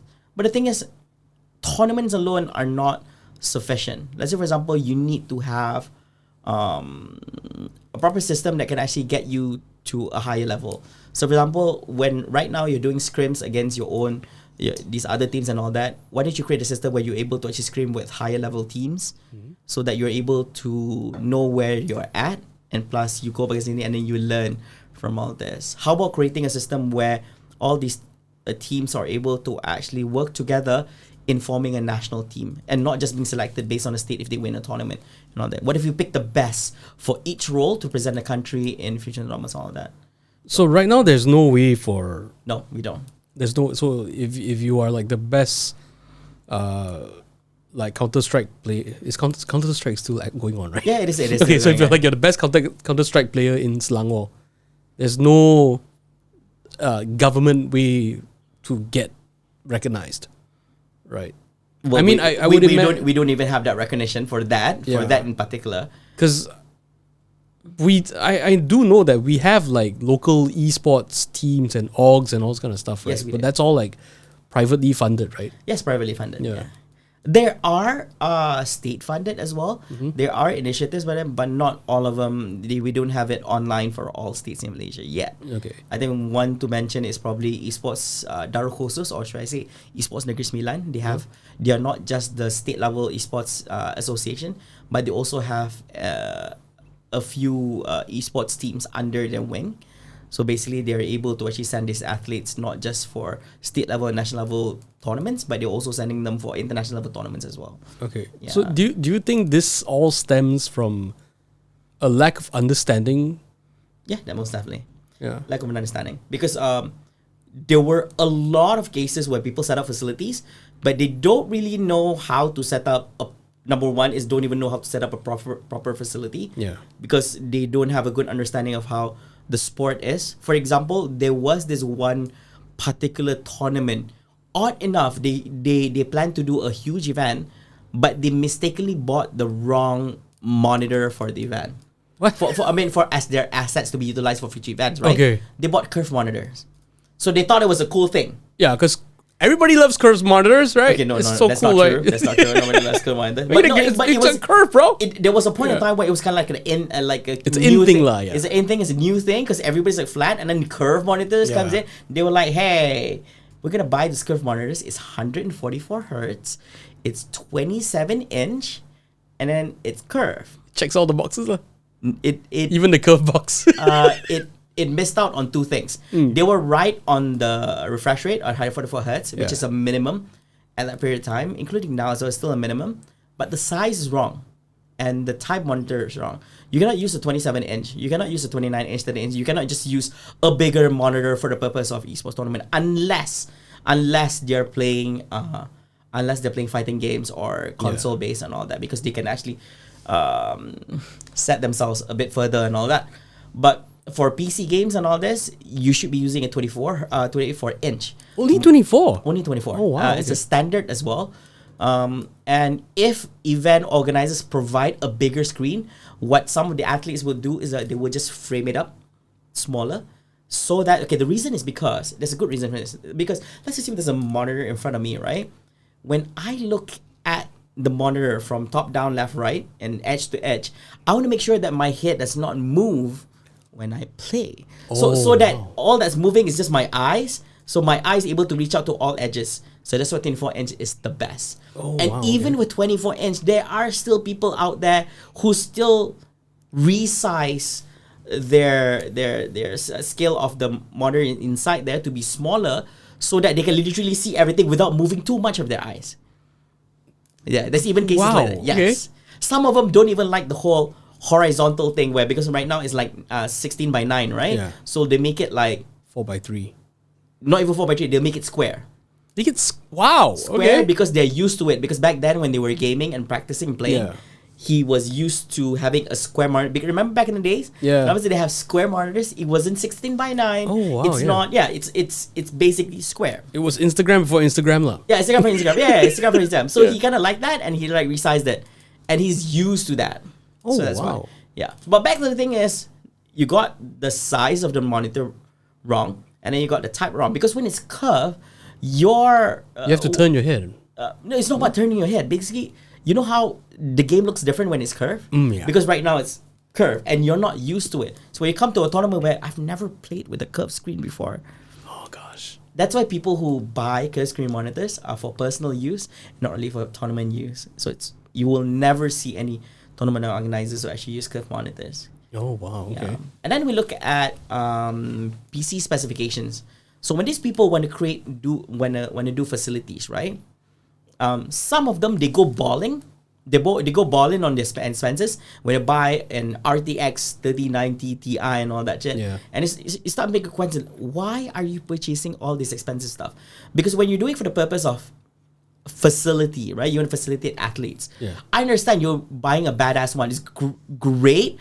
You may think that it's great you're buying a badass one. I mean, there's nothing wrong. It can run everything at high, right? Yeah, but here's the thing. With this amount of money, rather than buying one PC, you could have bought two. You can accommodate to two athletes rather than one. Yeah. All right? And then you're using like say, for example, the wrong RAM size, the wrong power supply and all that. With like the GPU, when it comes to tournaments, is there like a standard Depends on the game. Depends on the game. Like Dota doesn't have a very much high requirement. So usually for games like Valorant, Counter-Strike Global Offensive, you would need a higher spec one.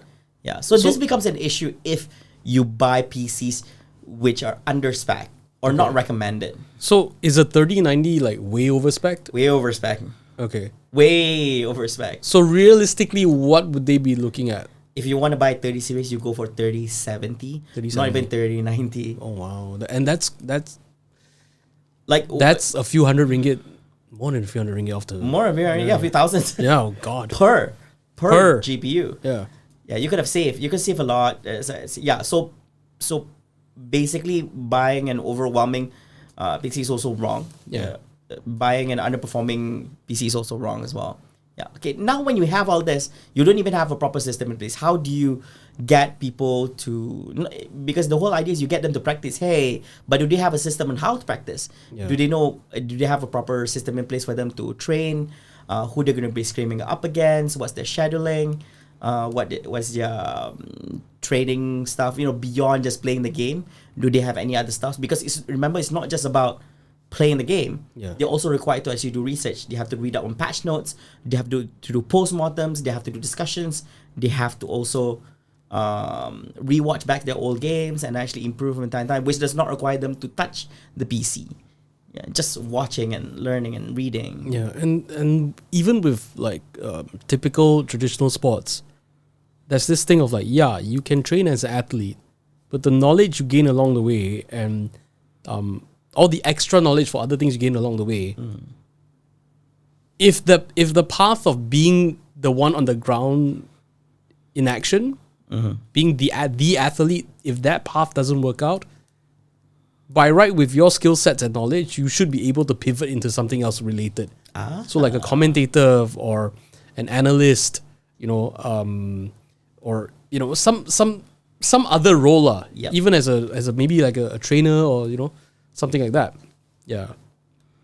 So what does this apply to esports as well? Yeah, I'm wondering if I think the best example will be like athletes.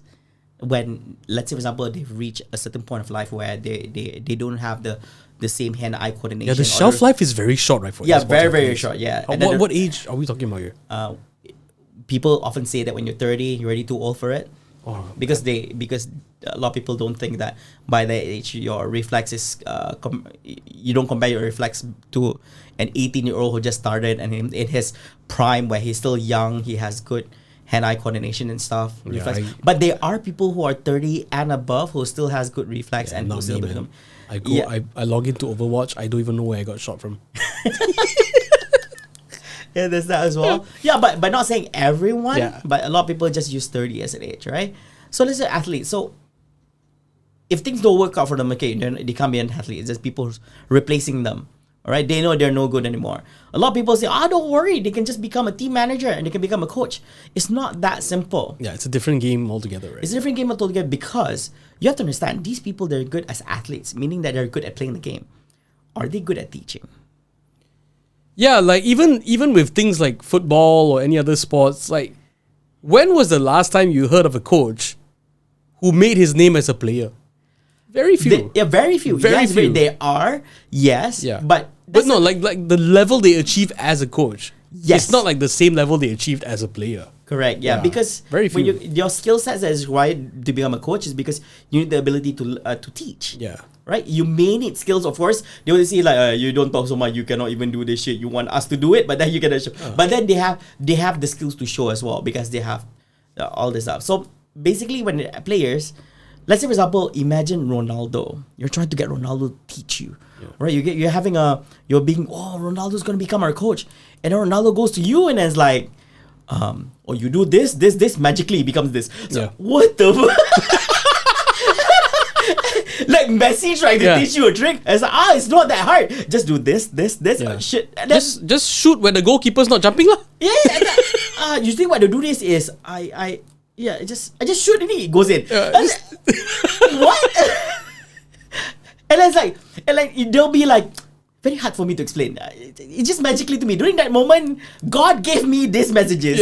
Execute and then goal.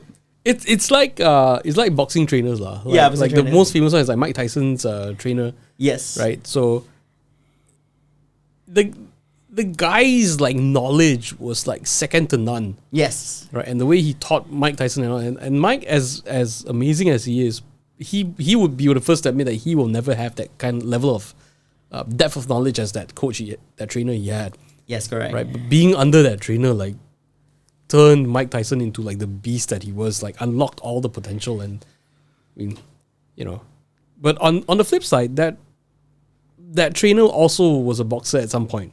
Yeah, so probably You know, he very involved in the sport. because he has the knowledge to back it Yeah, up, exactly. he has the knowledge, not just saying shit, but doesn't know the feel of being on the mat, Yeah. and all that. Yeah, so that's why I said, I mean, like, you're a player, you have the skills. Are you able to channel this knowledge to whoever you're about to teach? Yeah. So basically, if you're not able to do so, then you can't do coaching, because you have all this knowledge trapped inside of you, but you don't know how to let it flow to other people. Yeah, and help other people reach their maximum potential. Yes, correct. Yeah. Yeah. So other people, yeah, because when you're a coach, it's not as easy as just pouring your knowledge, but you need to understand that where this person is at right now, and unlocking them. Like, sometimes whatever you're teaching them is not unlocking anything because they're not able to digest what you're teaching. Yeah. Yeah. So that becomes an issue as well. So speaking of like trying to explain things to people and them not being able to digest it, as many Malaysians are aware, we have a new government. We have a new sports minister who's started doing stuff, Yeah. which is very nice and refreshing. Like, wow, Bukit Jalil Stadium got canvas. Yes. Football tickets got cheaper. Yeah. And I'm wondering, like, if the minister Hanayo was to look into esports, if we're lucky and she has a bit of a gaming background, which I don't know any politicians who play video games. It says that it plays video games. Yeah, but how would you explain the complexities of all this to someone? Let's assume that they want to help, that they want Yes. to help make things better. But dude, there's so much to wrap yourself around it, because with traditional sports, Yeah. it's like, okay, if I'm the minister and you come to me, we want to raise the standards of boxing in Malaysia. Fair enough. Yeah. Right? Okay, this is what we gotta do. It's boxing, boxing, boxing, boxing. But when you go to them now and say, we want to raise the standards of esports in Malaysia, Yeah. you're not going there saying, I want to raise the profile of Dota players. Or Correct. I don't want to raise Dota, because it's not one game. It's multiple games, Yes, multiple genres. It's a whole web on its own. Yes. And you have to explain to this person who has probably very little clue what all this is about, on how to create a system and infrastructure that will help get our people to the next level. And I firmly believe that, like you mentioned, Malaysia, we already had like more than 10, maybe 20 athletes who like got themselves involved in like $1 million prize pools. Yes. Right? So we have people who are super talented and have Yes. worked super hard. But to explain all this, to someone whose job is to help you create that system and infrastructure, how would you go about explaining this to them? Like, okay, if today Hanayo is sitting in front of you, okay, Flava, tell me, how do I bring up esports in Malaysia? Okay. Explain esports to me. So I've already thought of this. Yeah. And I actually have a plan in pipeline, right? So basically, it will require her to actually spend a whole day Okay. on this, to actually have to spend on just this one particular sport, because I understand as a minister she has to tend to a lot of things. Yeah. So if I have the opportunity to actually have a sit down with her, if possible, I would not want to waste her time. Whereas I meet her today, tomorrow gonna meet again, next week nak jumpa lagi, because she has to tend to other sports as well. So we have to respect her Their time. time, Yeah. So if I get you for a day, I need to make sure I need to properly make sure that one day is being spent well on esports. Okay. Now, that's one. Number two is we need to understand that she has the opportunity or chance to actually meet with different people within the sport. Why should they meet you? So in this instance, you're saying that Hanayo is meeting me, right? So it feels like now have a responsibility to ensure that whatever information that I channel to her is the right thing and is able to actually explain whatever is happening. But also have to make sure that it's non-biased and impartial at Yeah. all times. Because once she starts meeting me, there's no reason for her. I mean, like, the most logical thing for her to do is actually to meet with another party who can actually verify this information as being channeled by myself. Yes. You know, so if it tallies and yeah, so basically Flava mentioned the same thing. So I guess that whatever he said is mentioned with additional information, and then try to verify again another person, probably 3 minimum. Good. So knowing that I already have a day with her, so what I plan to do is very, very simple. I would gather all the stakeholders, the community members, not saying the community, all of them, but usually representatives from the community for respective games, game publishers, event organizers, professional esports organizations, representatives, together with the state level esports federation, the National Esports Federation, Olympic Council, Pesura Jesukan, MSN, ISN, PJS, and together with representative from the Ministry of Youth and Sports, excluding the Deputy Minister, so basically to attend this so-called discussion where I'm giving them the opportunity to actually have a meet with everyone, so that everybody is able to actually introduce themselves, and at the same time as well exchange information, so that in the future, if the government or Sudirsa Hanayo together with the government would like to do any esports initiatives, therefore right now they already know who are the right people to actually engage with. So she's already met with 5-6 esports organizers present during that day. So therefore, she's able to actually reach out to them and express that I have this present, so we'd like to do an open tender. Therefore, they can actually get involved. If I like to do this, so basically, it's impartial. Where she has the opportunity to not just meet with one party, but with multiple parties at the same time as well. And during that session, there will also be a pembentangan, a presentation on the National Esports Blueprint, 2020 to 2025. Where the representatives from the ministry will also be presenting on what it's all about, where we're at right now as we are in 2023, and how we can actually work together with everyone. And then coming after that is also a discussion on what are the current issues that's happening within the sports that the ministry would like to have a look and hear upon in front of everyone. Because usually when you have one party meeting with the minister, they're also presenting on stuff that's actually happening to them. But when you have everybody there, so it's very easy that you're not just sharing issues on your end, but also what is in the minds of the community, or like the whole groupies we have over there as well. But it's that thing, right? Of again, it's not a singular sport, right? It's not a singular. Yes, there's multiple sports. Yeah. So, like, what would be a holistic approach? Because the other thing I struggle with sometimes with esports is the fact that, for example, like Valorant wasn't a thing a few years ago. It wasn't, yeah. Right? And then suddenly it pops up. So like, does this mean that every time a new game pops up, do we have to like just actively jump on it, or do we wait for it to become popular? Like, what do we do? Like, then like every time a new game comes up, we have to change infrastructure. We have to make adjustments to the systems. Is there like something where, I don't want to say one size fits all. Yeah. But a systematic way where esports athletes and organizations can, kind of work in the long haul, because as great as Dota 2 is, it's probably not going to be forever. It's probably not going to go forever, yeah. As great as Counter-Strike is, it's probably not going to last forever. It may, but, there's a good chance it might not. And then when the next game comes along, what happens to all this previous money spent on all this stuff, all this policy, all this time? Like, do people have to like reinvest time to relearn everything about this game? And so, like, I don't think it's really a relearn, but I think we also have to adapt, because there are changes from time to time. Every year there's bound to be changes on certain game titles, not all. But like for Dota, we have our Dota Pro Circuit, or DPC. We also have our majors, which changes from time to time. The way for the format and how you can actually be part of it, and what are the ways for you to go to TI. Even for PUBG Mobile and MPL, there's also changes. It may be minor changes or major changes, so we still have to adapt.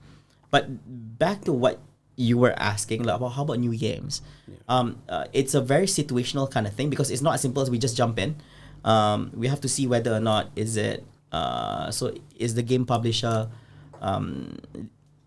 intends to actually promote the game in the country.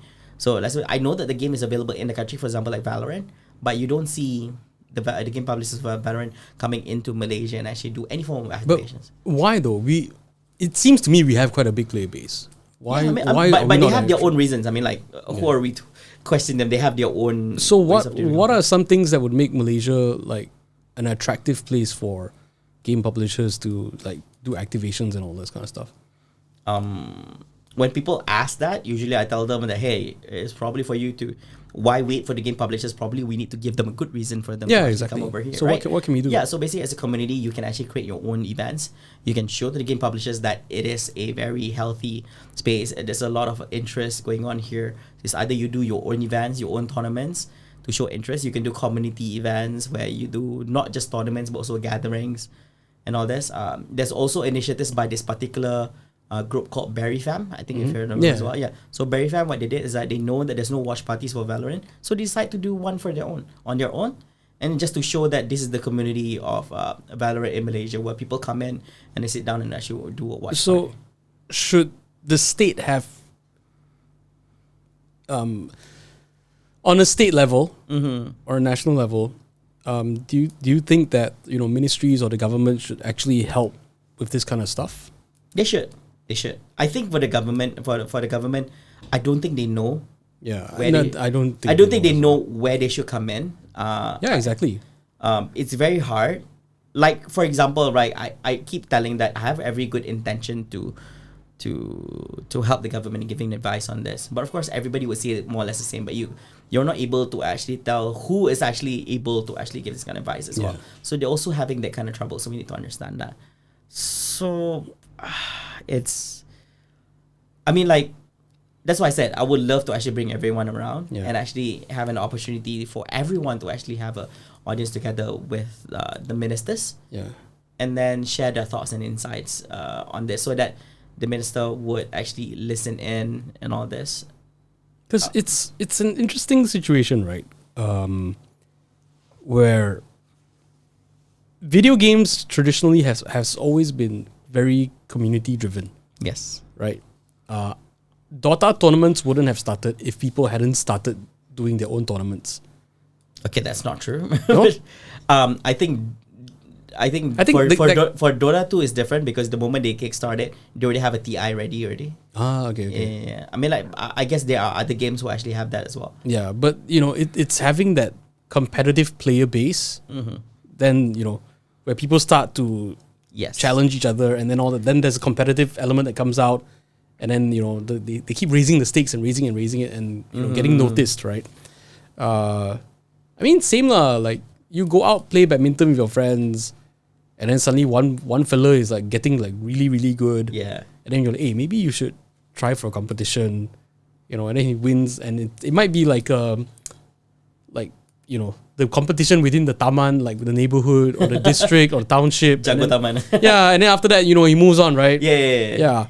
But again, it always starts with the community stuff. So I can imagine an easy way for the government side to engage would be to actually, provide some kind of assistance or recognition to to gaming communities.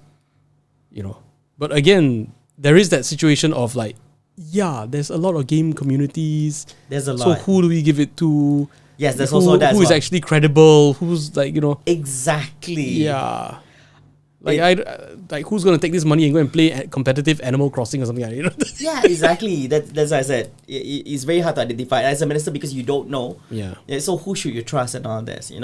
So that's why usually in these cases, I don't think the minister have to sit in and listen in to everything. Yeah. Usually they will send in their special officers. And usually for youth and sports, right, they also have officers within the ministry who are also responsible for all this to compile this information and present it in a summary manner to the minister, so that they would have a rough understanding of what the sport is about and what current issues is revolving around the sport.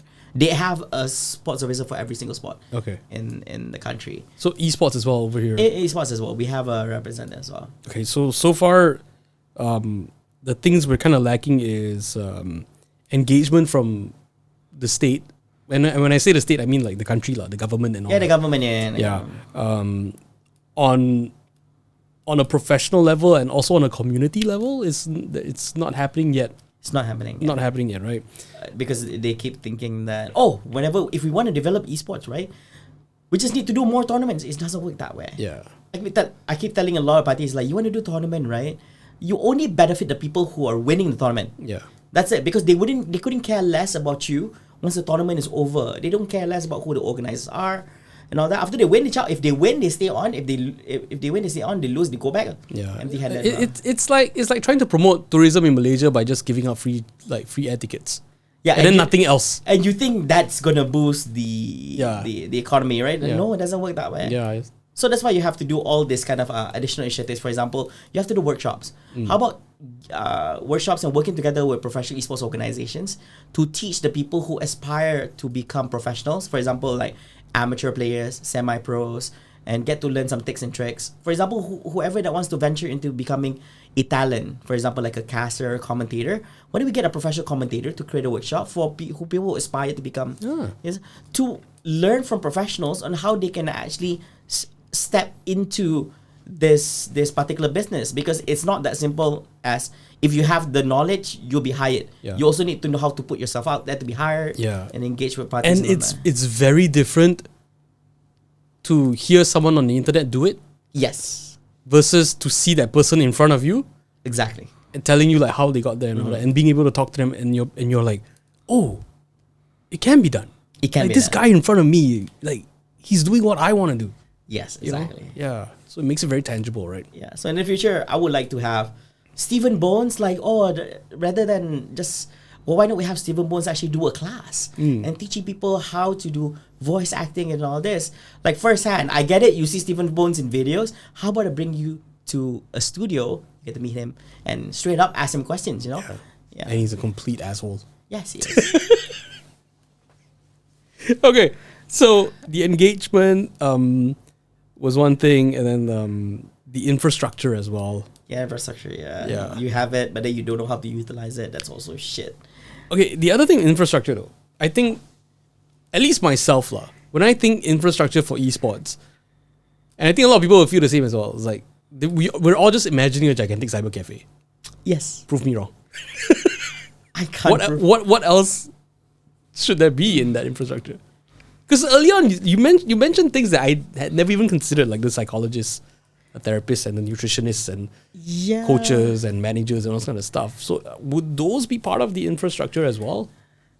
Yeah, it's part of the infrastructure as well. Yeah. Yeah, it's very much needed, I would say, especially when you're about to send athletes for national callings like SEA Games, ASEAN Games, Commonwealth, and all that. So we need to basically, if you wanna send in athletes, you're already paying for them to participate and fly over and all that.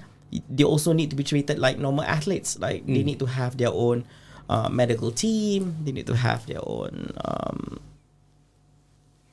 basically, like, they have all this perks that an athlete gets, you know. Yeah.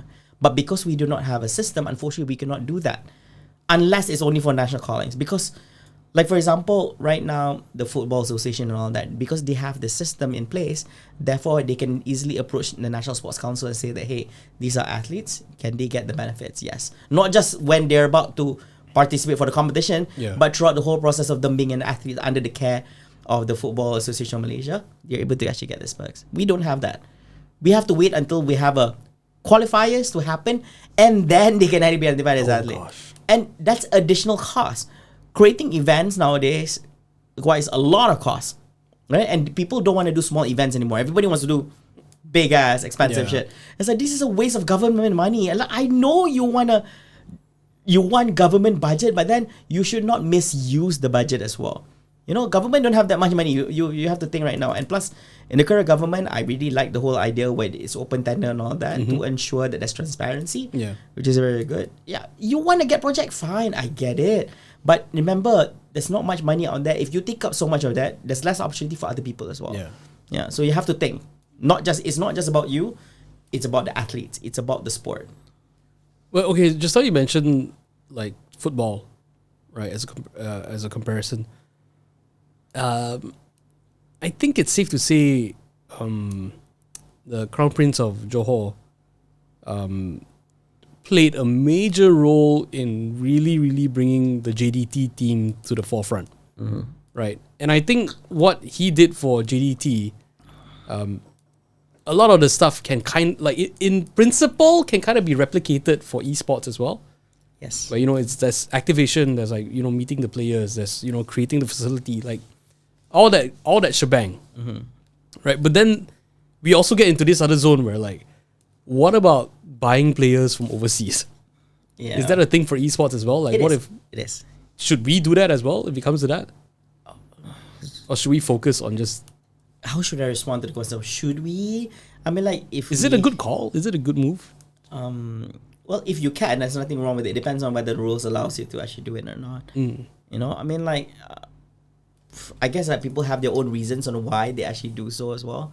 Like, if you're able to attain a player from overseas and it does not go against any of the rules and regulations, you can get them, But of course, you have to check your pockets, check your budget. God, not can we not? Just say because you said JDT. It was like, do we have the money like JDT? It's like, yeah. I mean, like, I would assume that under the HRH Crown Prince, right?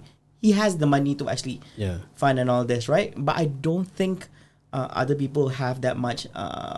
They have the ability to actually finance that much. So that was also a factor as well. So you make use of it with whatever. Yeah, because the money was one thing, dude. The will and commitment to it. Yes, the will commitment because he's already poured out so much money into it. Yeah. His expectations are, hey, here's the thing. You don't take advantage of my goodwill. I'm already willing to put in a lot of money, a lot of my trust into this particular initiative that under me. So therefore, you need to perform good. You need to be disciplined. You should not. These are the rules I'm being set in. If you want these perks, you follow my rules. Yeah. Something like that. Yeah. Because, dude, even things like the buses. Yeah. Right. I was like, wow. Their own buses and all that. Right. The merch, all this kind of stuff. Yeah. The locker rooms for the stadium. It's like this crazy amazing. I mean, yeah, it's big money. Yeah. But I think in Malaysia we have a very strong history of throwing a lot of money at things. Okay. But not really having the will to like follow through. Like we put a lot of money up front, make it look damn nice for like the first week. Yeah. After that, we forget about it and just move on. Yeah. We're all about mega projects with no maintenance, right? This sounds like my barbecue project. Anyway, I don't know. I just had this thing like, is he talking about my barbecue pit? Yeah, Flava just spent like $4,000 on like a barbecue. Which he thinks he's going to use once a month. Yeah. Yeah, that's the thing. But I'm not going to judge. It's very hard for me to tell about these kind of things, right? You do you. But I think like, don't take people for granted. People like, especially the Crown Prince, right? For Johor, I'm glad that he's doing this with athletes. But of course, remember this.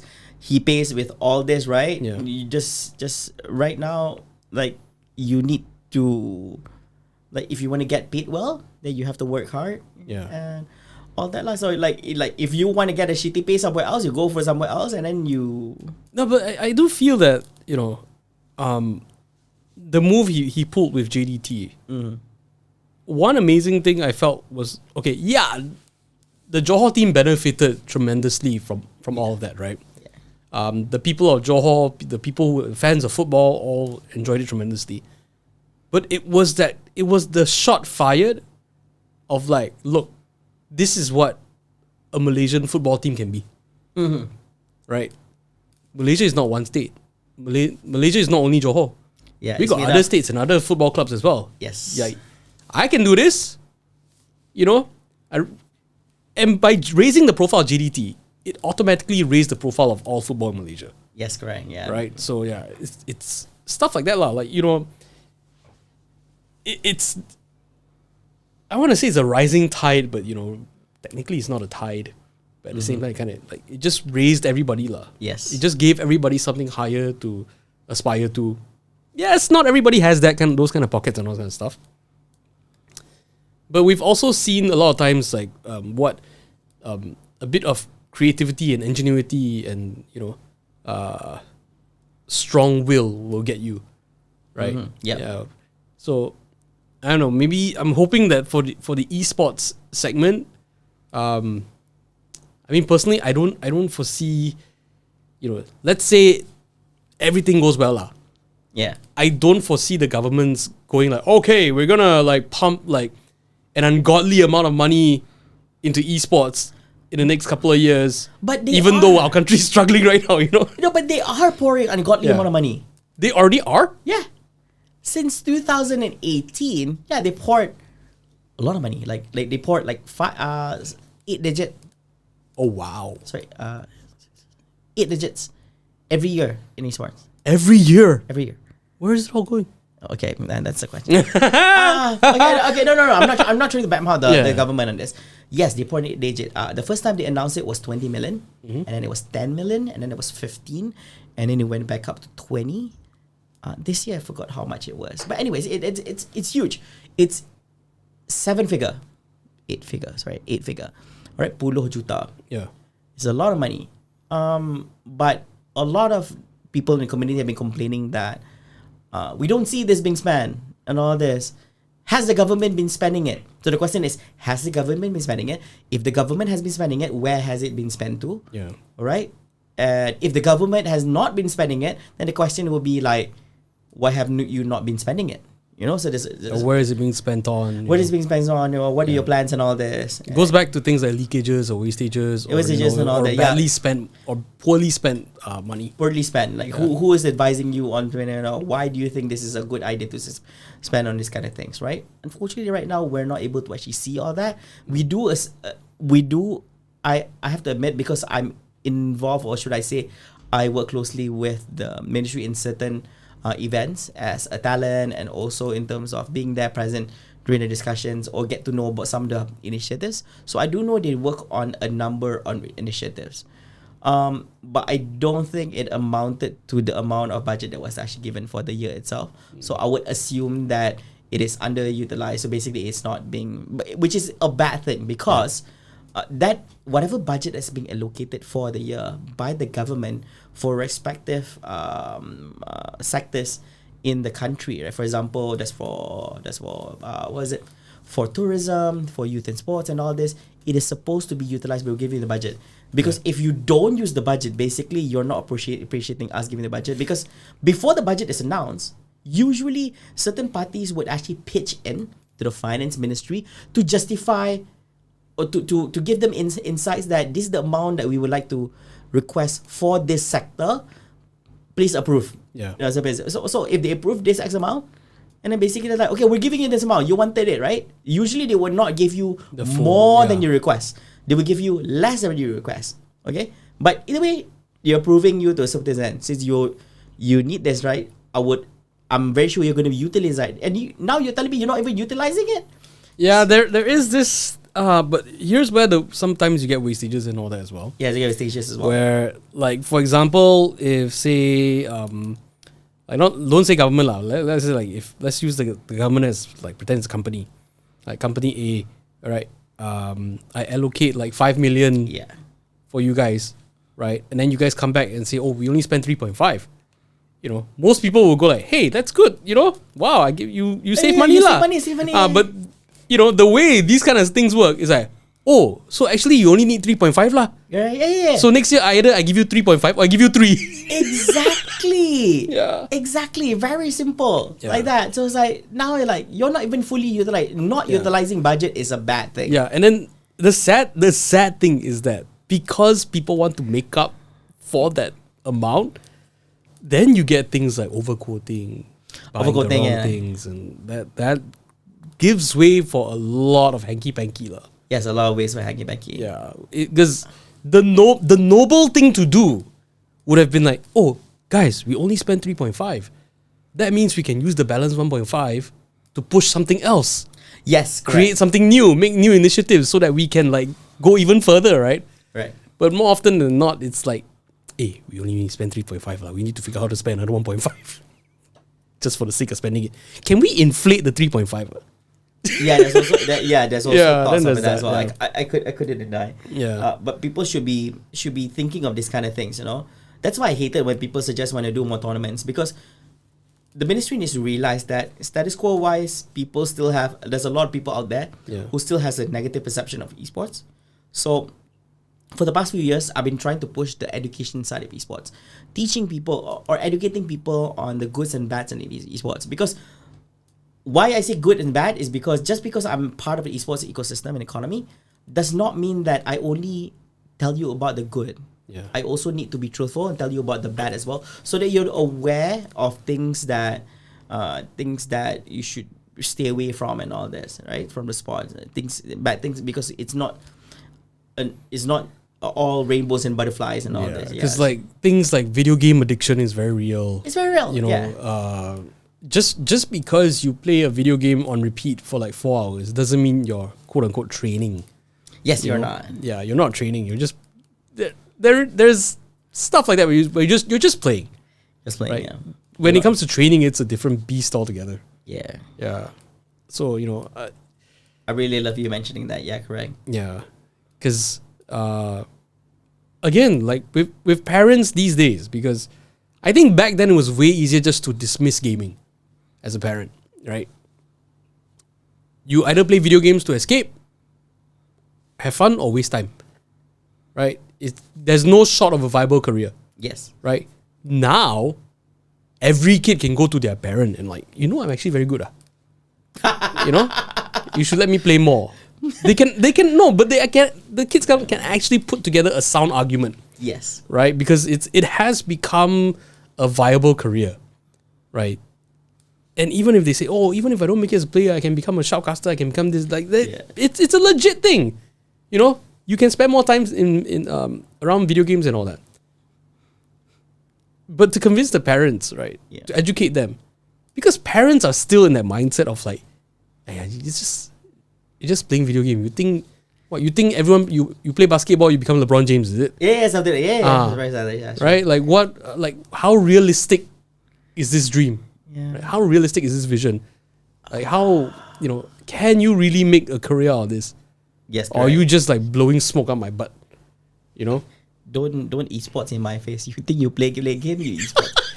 Doesn't work like that. Okay, I'm not stupid. Okay, you're playing Stardew Valley. Stardew Valley. Esports. Yeah. Hey, mom, dad, this guy made 30 million. Yeah, because like I think 2 TIs ago, the prize pool was 40 million USD. Oh my god. It's like, god damn. Okay, so Right. it's huge. So it's like, look at this, they won it. Yeah, they won. They won, not you. Do you know how many hundreds of millions of players that these guys had to beat to win that? You know, you lost to your friends when you're punting school in the cyber cafe. And you need discipline. You need discipline, training. People think training with gaming is fun. No, it's not, because you play games for fun. When you go for training, there's a lot of screaming. When you don't perform, even when you win, there's also a chance where the coach will also shit in the face, hey, why you did this wrong. Yeah. To your mind, you're like, but we won. It's like, no, it's not just about you winning, but you need to improve, because in the future, you're going to fight people who are better than you. Now you fight only people, your friend only, of course. Right. You win. You wait until they give you to fight against some big-ass people. Yeah, and even if you love playing basketball, there will be days where you don't want to play, but if you're training, like it or hate it, you have to play. Yes, you have to play. Yeah. That's why professional athletes, right? Because I usually go with them backstage. I saw all these pro players. They don't play the game that they're competing. Yeah. They'll play stupid games. I'm not kidding. Candy Crush. O2 Jam. Legit, those are the games that they play, because they're like, fuck that, I don't want to play this game anymore. Yeah. I've been training like Dota. What, you love Dota? Me, I'm like, fuck, like I'm dragging my feet off for training. Yeah.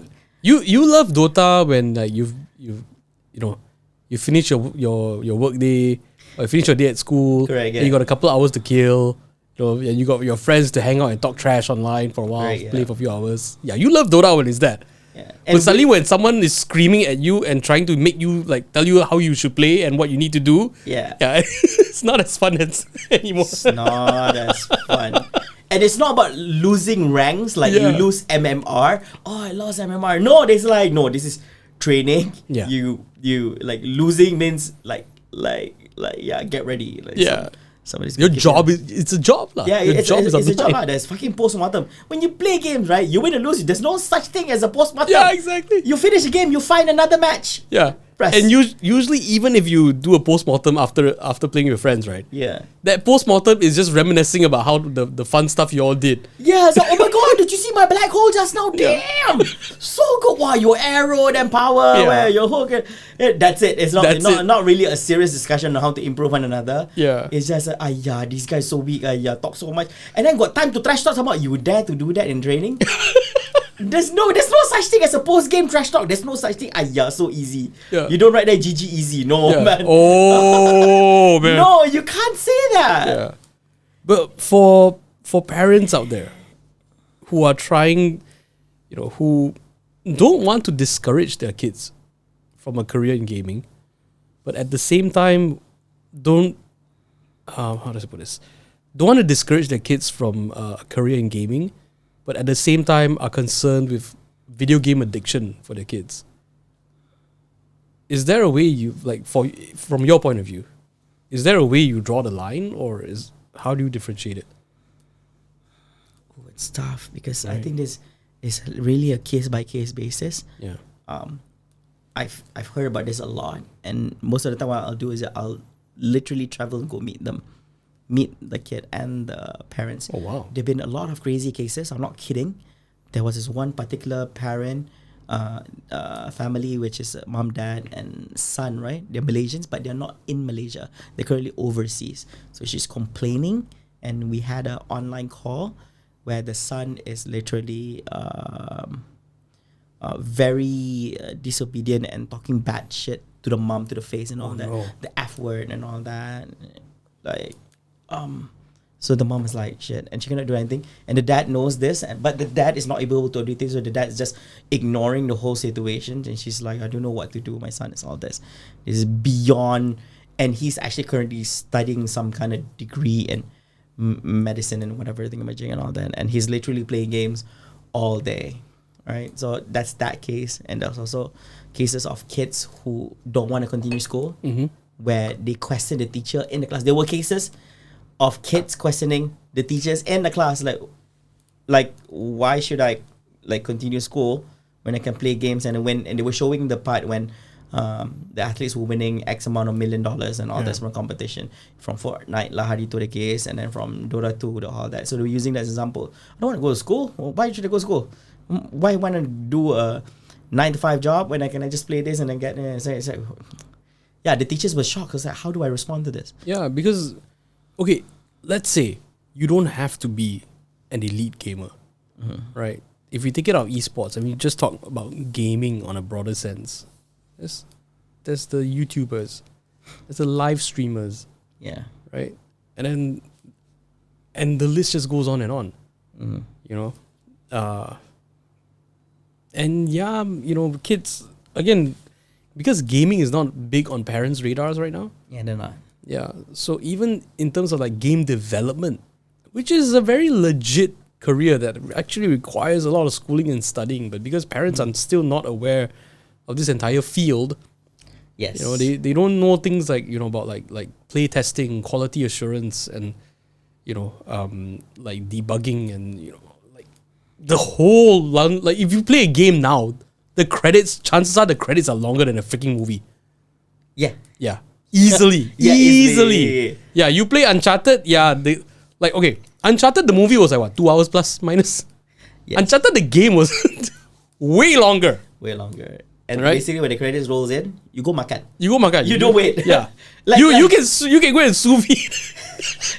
You can sous vide your soft boiled eggs and come back and the credits won't be done yet. I'll take that. Yeah. Shit. Yeah, but yeah, you're right. Yeah, just go do something else. Don't wait for the end game cutscene. Yeah. You, That's what YouTube is for. It For is all this YouTube. bonus stuff. Yeah, so that's why I say this is a very tough thing. It's a very case to case basis kind of thing. Even for game development, yes, but still under the radar. Not everybody's aware of game development because these are like usually in their radars are always lawyer, Doctor, accountant, engineer. and those are the normal ones. Yeah. And then there's like, oh, MESCOM. and MESCOM. And then MESCOM is okay. And then there's like arts and whatever and all this. So it's like, Yeah, so game development is like really under the So radar. I feel for that teacher, man, when the kid asks questions like that. But I feel the response is that, you know, if you can come back to me and give me a solid game plan, Yeah. what you're gonna do, how you're gonna do it, how you're gonna get there, fine. You know, and then if I feel that in any of these in through this plan, if there's any steps where the education I can provide you will play a key role, I will let you know as well, Yeah. right? Because it's about balance. Yeah, it is about Yeah. And the kind of jobs out there these days is so insane. Like I can't confirm this, but I basically heard that you know, like those big Minecraft YouTubers. Yeah, of course. So they're dropping videos almost every day, right? And when you check out the videos, they've got like, oh, today is a castle. Next week they're like defending a fort, and then like You're doing some other stuff. it's always different sets and different gags and all this kind of stuff, right? Yeah. And I find out that apparently a lot of the times they're not building all this stuff because they don't have the time to like fire up Minecraft and like build everything from scratch. Correct, yeah. Right. They load up worlds. They load up worlds, but some of these worlds need to be crafted. Mm-hmm. You know, so they literally hire people to build craft as well. sets. Yeah, sets for them. Yeah. So when you think about set builders, you think about Hollywood, theater, movie sets, and this kind of stuff. But holy crap, we live in an age where you can work as a set builder in Minecraft, Yes, you can. right? And it's a legit career. Yeah, it's very tedious too. Damn tiring. Yeah. I'm not kidding. Right. But I would imagine that if you got your name out enough and you work for the right people, Yeah. you can potentially get paid very well. Yes, that's Yeah. right. You know, and who is to deny someone with the talent to do that and the ability? Would love to put that in my CV. Minecraft world builder. Minecraft world builder. Yeah. So again, but it's that thing, right? Like I find that wanting to pursue a career in gaming or esports, personally, if my kids, when they grow up, they come to me and say, I want to get into this, I'll be like, fine. But tell me your plan. Show me. Because if you cannot show me, then you're literally just bullshitting lah. Yeah. Because like even back then when my family lah, okay, my own family, extended family would hit about total 100 over people, right? No one in that 100 over people, as far as I knew at that time, had a career in anything entertainment or art related or creative related. Yes. There'll be some badass professions in there. Oh, I'm a chartered accountant. I work in logistics, you know. Logistics. Yeah.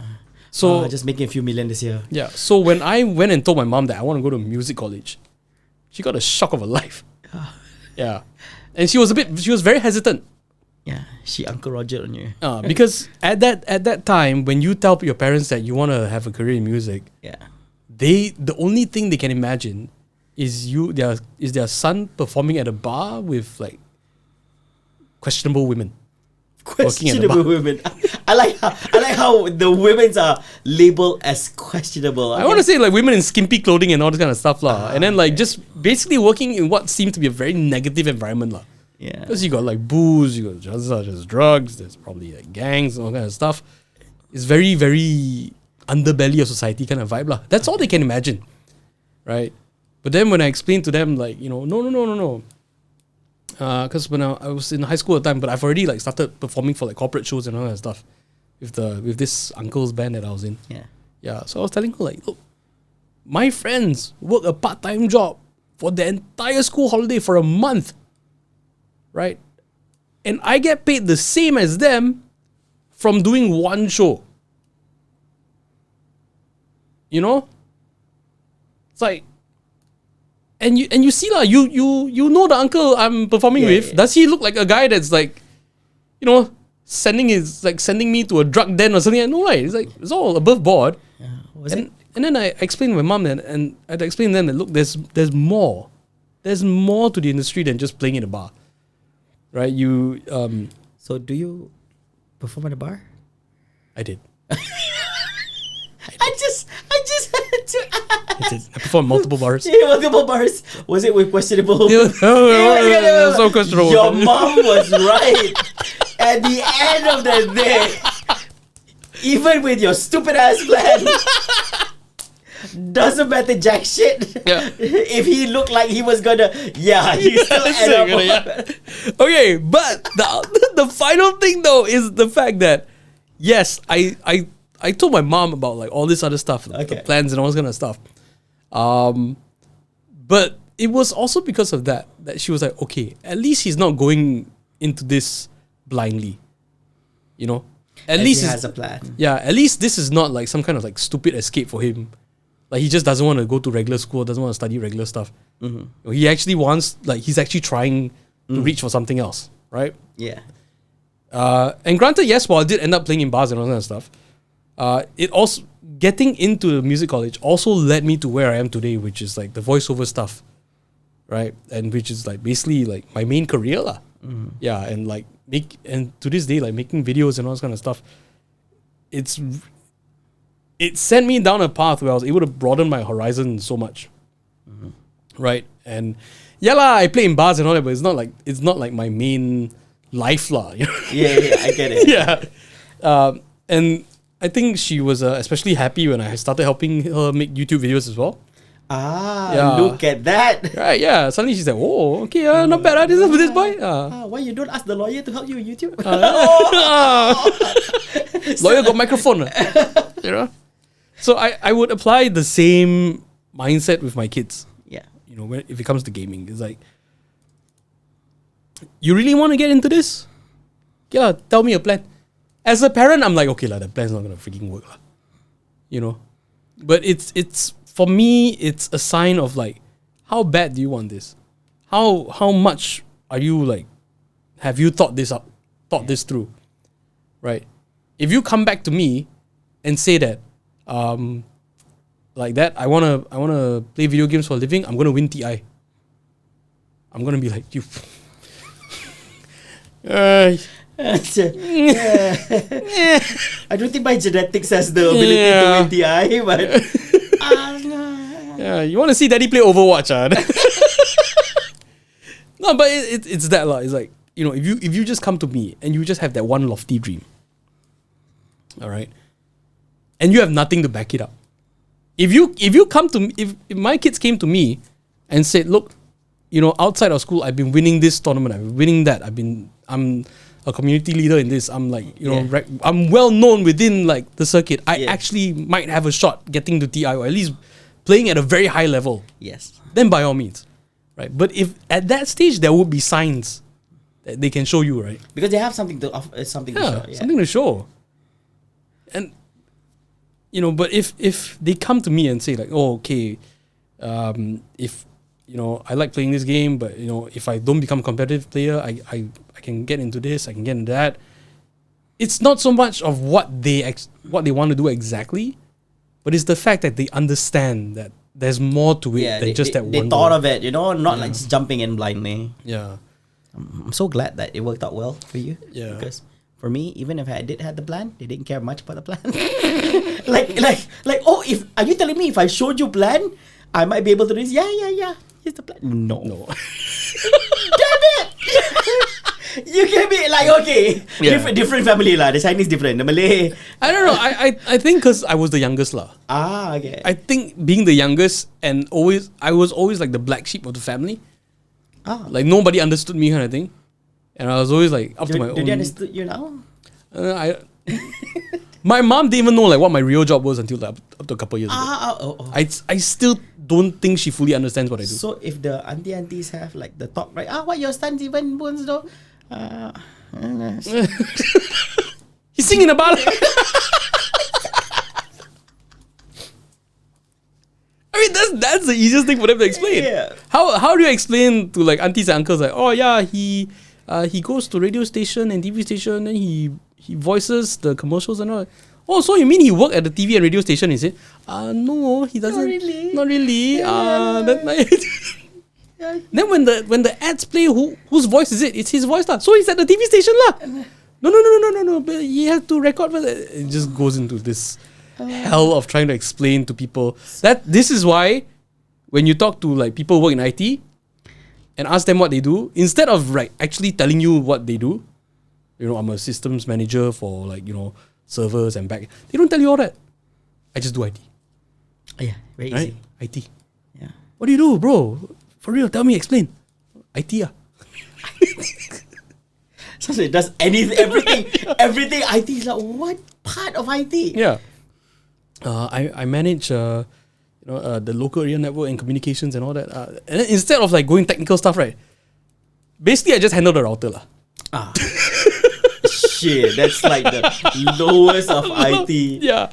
And then you go to their workplace, right? And they're dealing with machines that are oh my god. It's like, dude, how do you do this, man? It's like, just manage a router. I told you.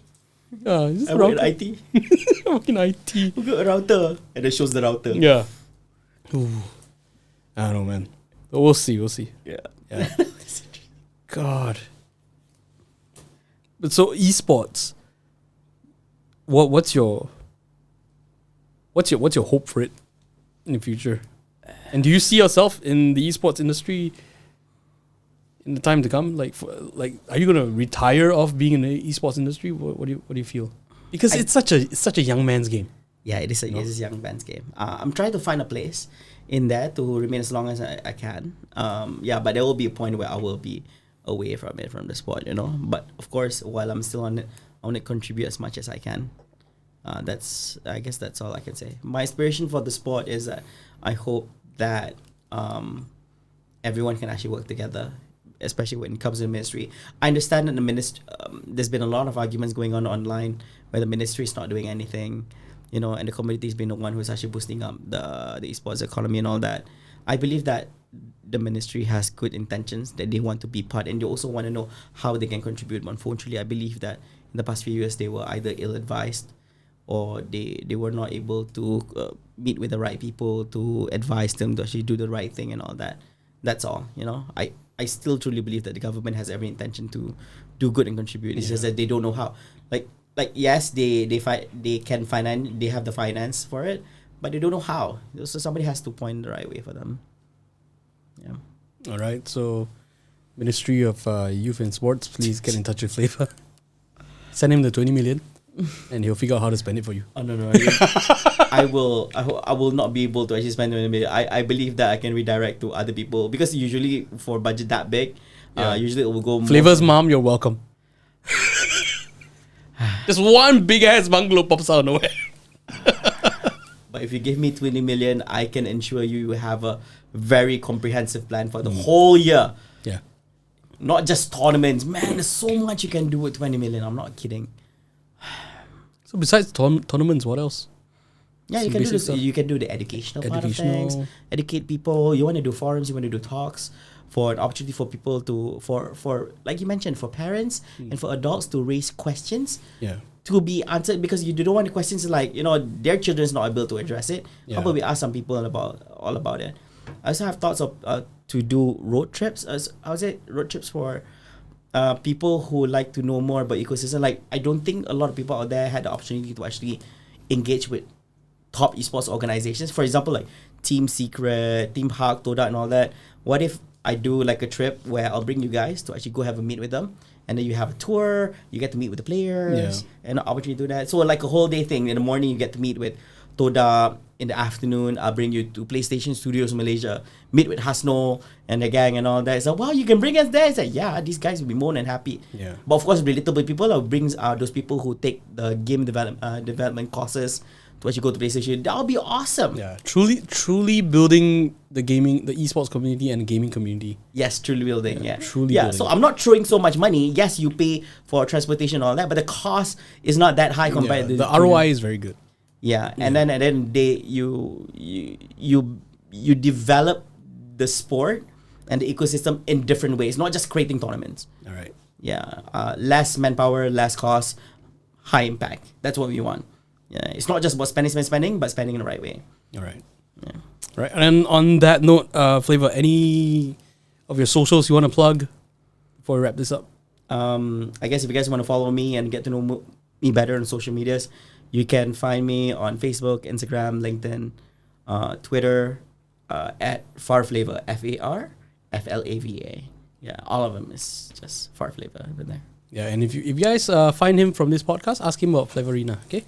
Just saying. Oh, God. Also, all right, this is something I give all my guests at the end of the podcast. What? Congratulations, Flava. You have survived an episode of Stuck with Steven. No way! You have... I have not received a medal I know, right? for so long. This used to be a sekolah rendah, sekolah menengah kind of thing. In university, they don't give you this unless you're an athlete for sports and all that. Yeah. Shit. I know, dude. Nowadays, I get like platinum. The whole reason I want to make a medal, part of it was that I don't want to give like my guests food, right? I don't want my guests to leave empty-handed because they take their time to like come here, spend the time to record and all. And I'm like, okay, I can't feed my guests because sometimes people they have to go or they have other things to do. You can actually, but okay. I mean, it's it's a different thing lah, because different times of the day and all. But I'm like, okay, the most tangible thing I can give, it's a bloody medal lah. And then I'm like, people don't receive medals all the time. Yeah, It's good marketing as well. I'm trying to understand how to explain to my friends. What's this? Stuck with Steven, Survivor. Yeah, macam you won like some marathon. Yeah, it sounds like that Iron Man course. Shit, I'm a survivor. Yeah, I survived that shit. Yeah, it was harder than whatever I went through before. No, this is way harder. It's way harder to survive. Yeah, but thanks, man. Thanks, man. This is something else. No, I'm not kidding. No, I'm not kidding. This is something else. Yeah, it is something else. It is something else. All right, guys. Thank you all so much for watching this episode. Once again, we got Flava. Awesome, dude. Catch you in the next one. Bye-bye.